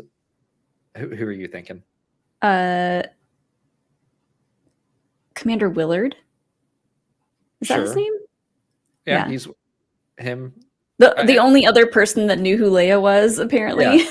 They've at least already recast Dodonna. So he, like anyone that was in Rogue One, I feel like that's going to happen in season 2. Yeah. So. Those are all good guesses. Sydney's second one. Thank you, Sydney. The quote, "If you make me pay attention, I will, and you won't be happy. I could watch hours of Mon Mothma chiding this foolish man." Oh, same. I love this quote, and I was saying earlier that I wanted to screenshot it and use it anytime that you made me watch a stupid movie. How often have I done that? How often have I ever done that? You usually will not watch the movies I try to get you to watch. This is me the second time I had to watch RRR. Well, if you make me pay attention, I will, and you won't be happy. I don't think you paid attention the second time, and that's okay. Everyone should watch RRR. It's amazing. Joel Davis sent in 3 super chats. Thank you, Joel. So Cassian and the Alliance are already a thing, and is a bunch. So Cassian and the Alliance is already a thing, and is part of a bunch of anti-Imperial rebel groups. Well, Cassian is a thing. The Alliance is not. There are just a bunch of, like you say, anti-Imperial groups. Like they named a bunch today. We heard of a couple different leaders, but basically it's a bunch of separate cells. Mm-hmm. And then after the Gorman massacre in Star Wars Rebels, we see her give that speech, and she brings all of the cells together to make the Rebel Alliance. Yeah. That's it. Oh, did he say Alliance? I don't remember, but like, I don't think he did, but maybe I'd have that whole scene is for them to basically be like, it's all the same. Yeah, I would still say it's not the Rebel Alliance, capital R, capital A. I think that hasn't probably been a thing for very long, and it's not like an official thing yet. They're just calling them the Rebels because that's what they are. Maybe like Mon Mothma looked through a checklist of the names of various rebel cells, and she was like, Rebel Alliance sounds best. We'll use that one. Mm-hmm. And the partisans were like, oh man. And that's why Saw Gerrera left. He wanted everyone to be called the partisans. The partisans, just the word itself kind of like makes you think of like people splitting off, but Rebel Alliance is like people coming together. Mon Mothma's just good at naming things. Joel Davis, thank you for the next one as well. How will you and others react when Mandalorian and more traditional Star Wars returns? Will you have tonal whiplash or be ready for fun Star Wars? I'm always ready for fun Star Wars. Like, I don't think I'm going to have tonal whiplash at all. No. That's the beauty of being a Star Wars fan, is that you can enjoy all of it. Every aspect from one end to the other. And I don't necessarily think whiplash is a thing that most fans get. Maybe content creators get that because they're just like so immersed in breaking everything down and talking about it. But I think most fans will be happy either way. It'll be just a different tone. I think content creators are probably more prepared for it than people who just watch live action stuff. Like, even watching animation, I think, prepares you for a different tone of Star Wars. Reading all the books and comics, like each comic has a different tone. All the books, you can split them into different genres. Like, I know what I'm going to get when I'm reading Alphabet Squadron versus the High Republic. So, like, I guess my brain is always ready to just accept whatever this version of Star Wars is. I could see people who just watch the movies and the live action shows maybe feeling the difference a little bit more, but I don't think it's going to be that big of an issue. I don't necessarily like the term fun Star Wars, because like this show is fun for me to watch, even if it's what Joel means. Even if it's a little darker, grittier, maybe a little more lighthearted Star Wars. Yeah. Would be a better way to say it, but I don't know. It's all good. It's fun to watch Andor for me as well, but I understand what Joel is saying. Like a little more campy, a little more whimsy, like the original Star Wars, pulpy. I think that's the word I'm looking for. Andor does not feel very pulpy, and that's okay. It's just different. I think maybe there will be some people who complain and say like, oh, but Star Wars should be like Andor all the time. It's like, no, that's also not the case. Those are the people who are calling this highbrow Star Wars, which again, so you could say that, but I wouldn't, because it's not necessarily true. I don't want people to take Andor and put it on this pedestal of being better written, better blah, blah, blah, whatever. I mean, I kind of think it is, but everyone's going to have their own different tastes.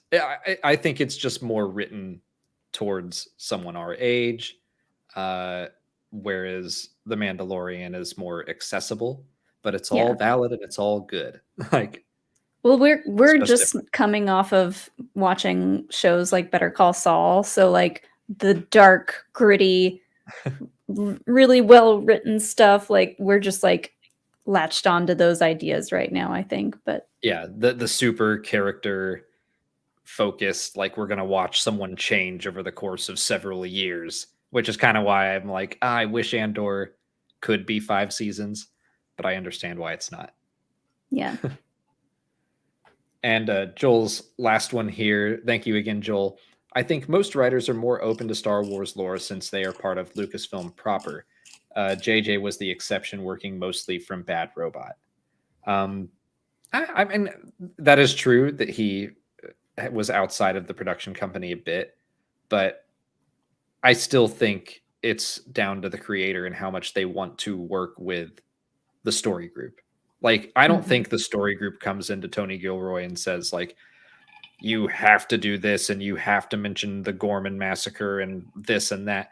I think that, like Pablo's title is lore advisor.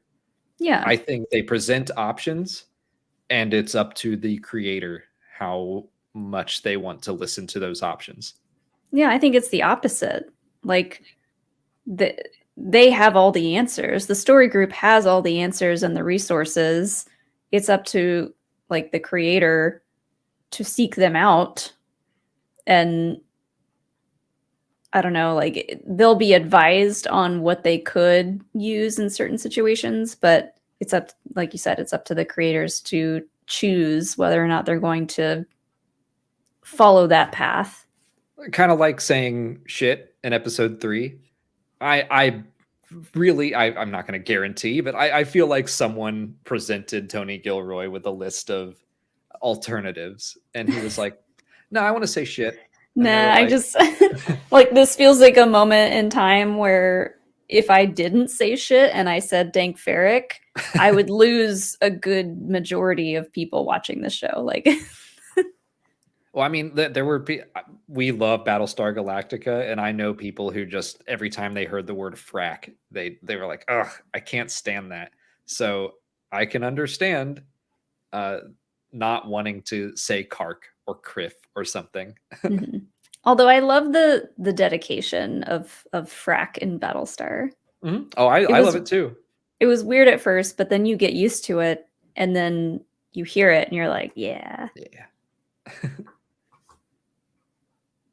Cameron French, thank you for the next super chat. Who has the worst hair, Mothma's husband or the lady Cassian talked to about his sister in episode 1? I loved her hair. The lady Cassian talked to about his... Oh, with like the really big old rectangle head lady. Yeah, you could land a spaceship on there. She looked like someone from the Hunger Games, and I loved it. It was very Star Wars. I loved that hair. So easily Perrin. Perrin's hair is terrible. Everything about him, terrible. His little tiny mini ponytail back there. Ugh. Ugh. The worst. Marco Rojo y Negro, thank you for the next super chat. On 1313, do you think some of that could be incorporated into the Acolyte?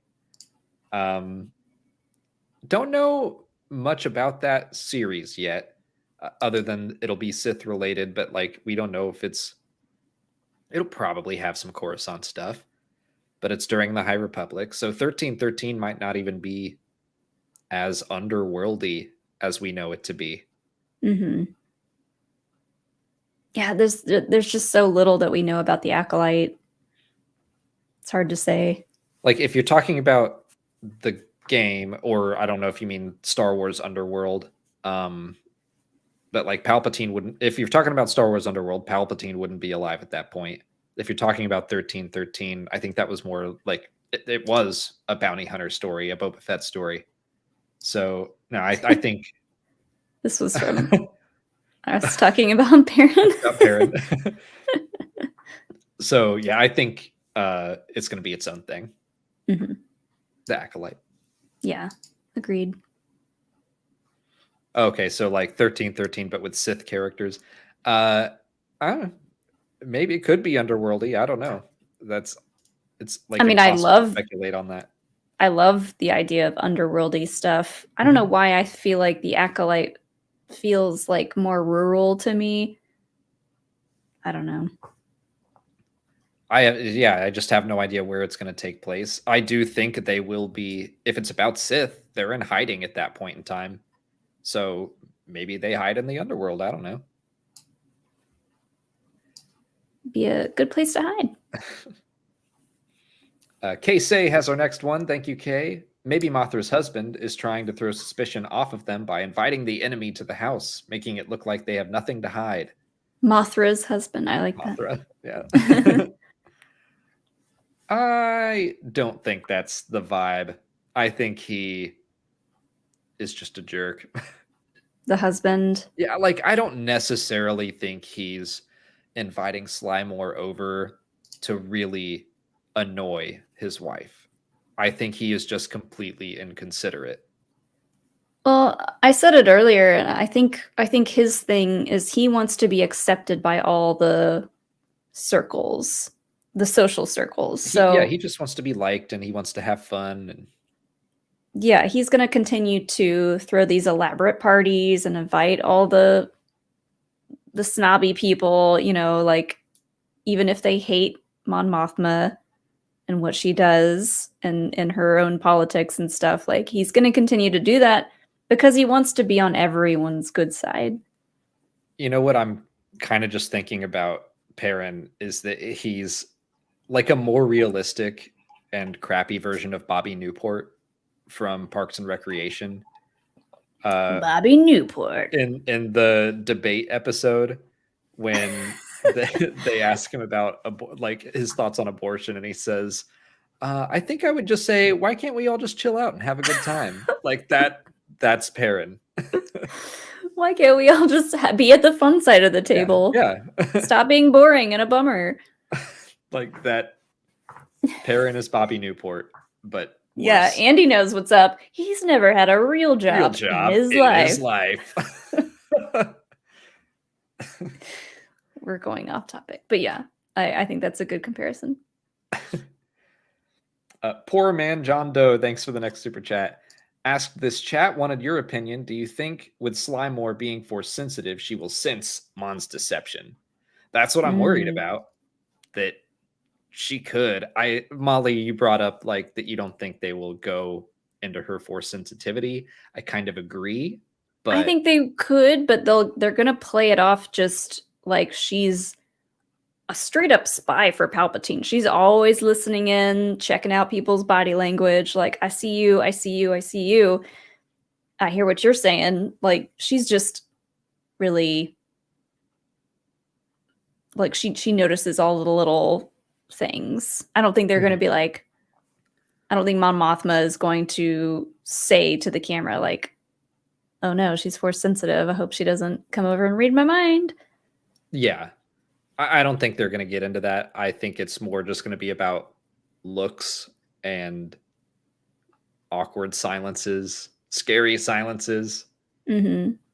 Everyone's just constantly looking at everyone else to see what they say, to see if they mess up, to judge them. Everyone's just constantly sizing each other up at these parties, you know? Mm-hmm. I think that's exactly what we're going to get.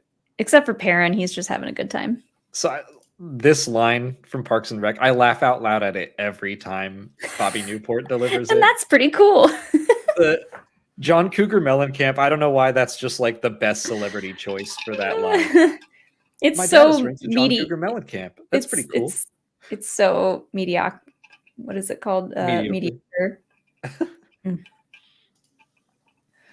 Ice, thank you for the next super chat. Loved the references to Rebels and KOTOR in this episode. I jumped when Luthen mentioned the Rakata, and that armor was an awesome inclusion. Yeah, the Rakata was fun. It just makes me think of pasta. Every time I hear they're great. Sounds delicious. I hear it. I hear the cheese. I read it. I'm like, what is that? Ricotta. Yeah. That's funny. I've never put that together. Yep, that's just a cheese. I heard someone say it earlier on the stream, and I was like, are we talking about pasta right now? Because I'm hungry. I could go for some ricotta right now.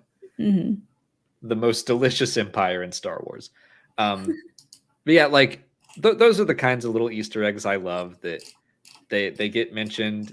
They don't have to mean anything to people who have never played KOTOR. Doesn't stop the scene dead in its tracks. It's just kind of like a fun thing for people who have played KOTOR. Yeah. Ice, thank you for the next very generous super chat. Thank you. Mon Mothma was incredible. I loved when she snapped at her husband because it was so different for her. Just wow. Sly Moore, that's the Emperor's inner circle. The only thing he's short of doing is inviting Palpatine himself. Yeah. Agreed. That's basically what you're doing if you're inviting Sly Moore to a party. She's one of his closest confidants. So, yeah. I think Masamita is basically like the equivalent of the vice president, vice chancellor, but she's with chief of staff. Mm-hmm. And she knows he's a Sith Lord. Like and she's cool with it. So bad move, parent. But she gets uninvited to space operas, which kind of sucks. That's true. Like Palpatine's for everyone. Sent her away, and she's like, I paid for my ticket to see this Squid Lake. We're all here to see it. She bought tickets for everyone. And then Palpatine's like, leave us. Oh, man. Yeah. Don't you have some party to be at? And she's like, I bought your ticket to this. That's what she gets for sucking up.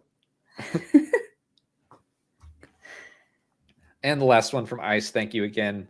Also, I love Luthen's cover as an antique dealer. That's genius. I'm really digging his character and the way he shifts seamlessly between personas. Yeah, I'm loving Luthen the more we get to know him. He's so good. Like, that's why I drew him, because that was my favorite scene. And it's so different from anything that we've seen in Star Wars before. Like, someone like him who's working both sides so heavily. He's like so involved in both sides. I was talking to Mark from the Templin Institute earlier, and he said that he really likes the art collector angle as well, because big transactions are normal, travel a lot, well connected. He's like, yeah, that's a great cover, and I agree. And also all the Easter eggs.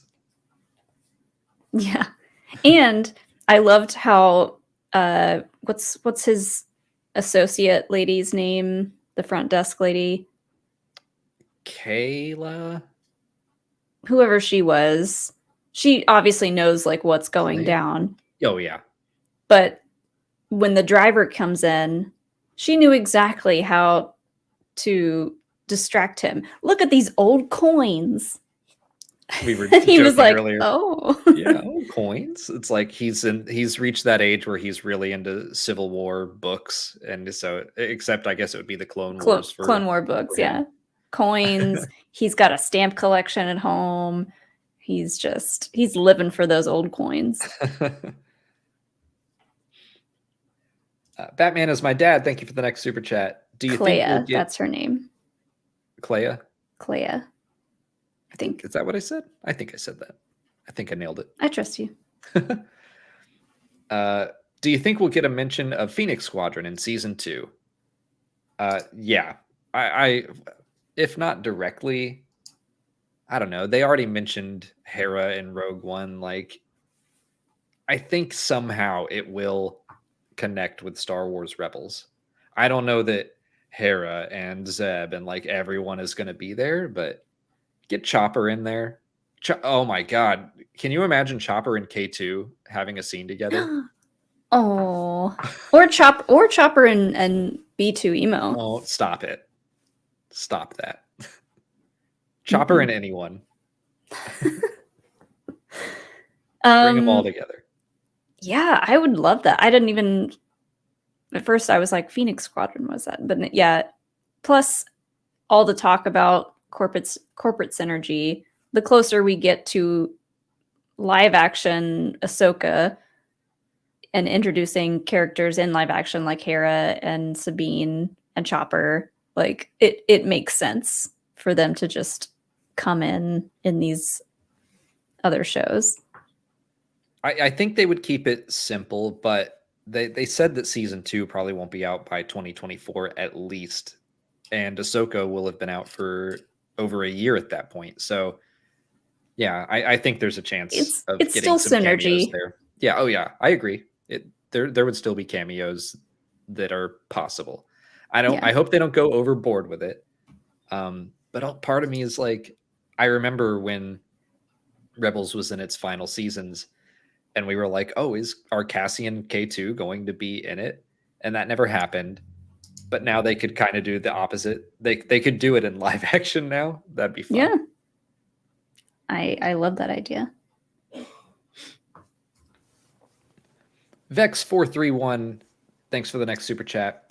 I'd like to see Senator Pamelo of Terrace back just to see Sharon Duncan Brewster again, especially after how great she was in Dune. Yeah, like, again, anyone that was in Rogue One, I think there's a chance. And the senators, I think there might be even more of a chance for them because we need to see Mothma gathering allies and stuff. So bringing them in would be very cool. She was one of the first people to speak in that scene in Rogue One where it's just like a bunch of people crowded around a table, kind of yelling at each other. There were senators. What is she proposing? Radis is there, yeah. She was cool. Yeah. Just cool costume, too. And I'd like to see, Mon Mothma gets more costumes. All the senator characters should get more costumes. So maybe we'll see her in something besides the gold hood. Mr. Decipher, thank you for the next super chat. To be fair, y'all praise everything Star Wars. If you're being objective, you'd agree Andor is the best Star Wars in a long time. I do think it's my favorite series. Of all of them? I think so. I think that it's had it has like really grabbed me the quickest. I don't think I've seen enough to say that.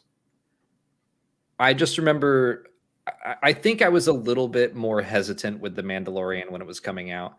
I just didn't get it at first. Like, I enjoyed the first episode, and the first episode on its own, I was like, awesome. And then the second episode, I was like, not expecting it to be so episodic. And so just kind of each episode stands alone a little bit, and they're more loosely tied together. I was like, where is Moff Gideon? And the fact we didn't get him until episode 7. I think I was just getting used to The Mandalorian, but Andor, I feel like I just got right off the bat, and I'm clamoring for more. Yeah. I will agree that we do praise everything Star Wars for the most part, but that's because that's the content that we want to put out, is like what we like about blank. We're not going to put out like what we hate about blank. But we're also objective about everything, I think, too. Oh, yeah, like we don't love everything Star Wars. It's just if there's something I don't like, I will talk about it once. I'll give my review, and that's it. You can also tell by how long my review. I remember there were 2 episodes of Star Wars Rebels, like right in a row. It was the Winkathu Job and Iron Squadron, and I was just not into either of them. And my review episodes were like, well, I'll talk about this for 4 minutes and be like, see ya. Yeah. Like there is value in all Star Wars. Yes. But there's some that I'm going to revisit a lot more. And I do think Andor is one of them. And so is The Mandalorian. Like I've rewatched The Mandalorian several times. I do think like the writing, I keep bringing up the writing in Andor. It's something that I feel has been lacking in Star Wars for a long time. Just something different. Yeah. I love the variety. I love having different stuff in it. Something different, something a little more serious. And not as like slapstick goofy. Right. I was about to bring up Star Wars Resistance, which again, not for me, like not made for me. I found value in it. I love Hype Phazon. I don't think I will rewatch it anytime soon because it was not for me. And it did feel like a lot of stuff was being made where I was like, it's accessible to me, but it's not for me. So it's nice to kind of have the flip of this is made for someone my age. Someone younger can still watch it, but they probably won't enjoy it as much as I do. But moving on to Bill Rudd, thank you for the next super chat. An ominous super chat, 666. Okay. Playing parents advocate here. He planned a fun dinner for his day of days and gave Mon plenty of notice. Can't she make an excuse to skip it? That's true too. It is his birthday, I guess, but it didn't sound like the dinner was for his birthday. He said it was for the governor of Hannah. Yeah. But the present she got was for his day of days. And we also, I mean, I assume that's his birthday, day of days. We don't know what exactly that is. Could be a half birthday. Yeah. Okay. If it is his birthday, first of all, unless he's turning a new decade, get over yourself, Perrin. You're 42. All right. Do your job. Go to work. Like, no one cares. You're turning 50. Okay. Good job. We'll celebrate that. Check out that Patton Oswalt comedy bit if you haven't already. You only get birthdays every 10 years after what, 2021? You get birthdays 1 through 10 because little kids, you celebrate your birthdays. And then you get a birthday at 13 because you're a teenager, 16 for driver's license, 18 because you can vote, 20 is a new decade, 21 because obviously after that, you're done with birthdays until you're 30, 40, 50, 60, 70, 80, 90. That's what I just said. Every 10 years after 21. I was just explaining it more. Oh, okay. and then when you hit 100, you get birthdays again because that's an achievement. Yeah. But Perrin hitting 42 or whatever, like, get over yourself. Yeah. That said, if I were celebrating my 40th birthday and I invited your greatest enemy, no matter how much advance notice I gave you, I don't think you would be happy with me. I'm trying to think of who my greatest enemy would be. But if you invited them, Jason Sudeikis and Adam Pally, because they punched Grogu in that scene. I like both of those actors, though. I would want to meet them.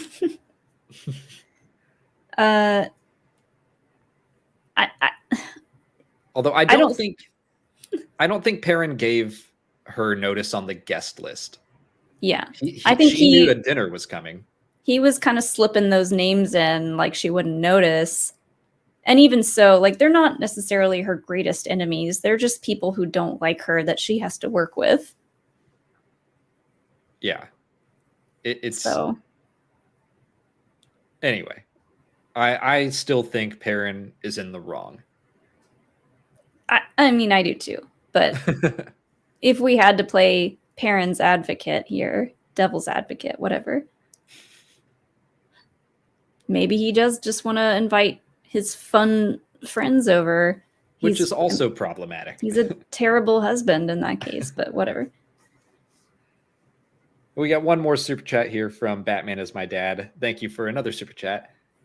Is Thrawn around at this time, or would he still be in the Academy? I think he'd probably be out and about by now. I don't think he would be Grand Admiral quite yet, but he's probably out serving. The Thrawn novel, the initial Thrawn serving novel, or like serving? Both. Everything he does is a serve of some kind. That's true.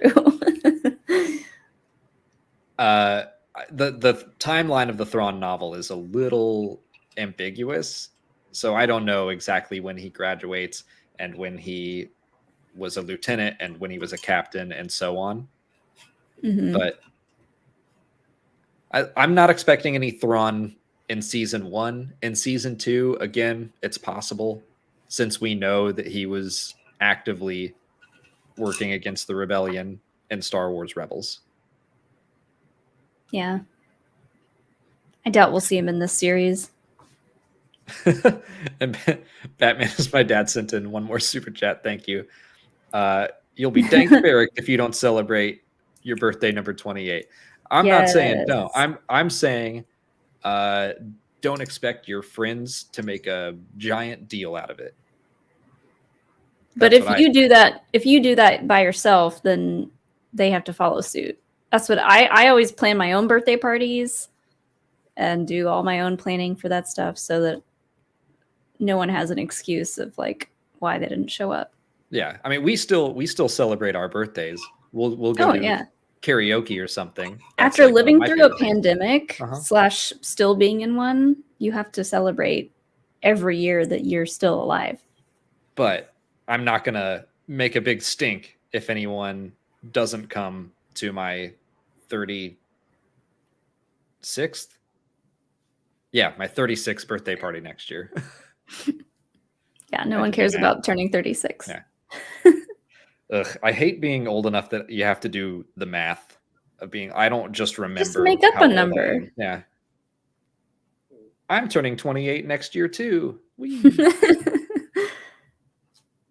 All right. Let's read this one and then we gotta try to wrap it up. And my voice is getting scratchier by the second. We need dinner. But Ice, thank you for one more very generous super chat. Last one. I love that we got to see the ISB in live action and looking absolutely incredible. Major Partagaz is already one of my favorite Imperials, and I like his monologue, and it was fun because he played a medicine man in Game of Thrones. There are a lot of Game of Thrones people in this show. Yeah. I mean, it's a British production. Yeah. So there's only 8 British actors, and they just cycle through them. Yeah, but the ISB looks amazing. So far, all of the Imperial people have been so well written and just chef's kiss.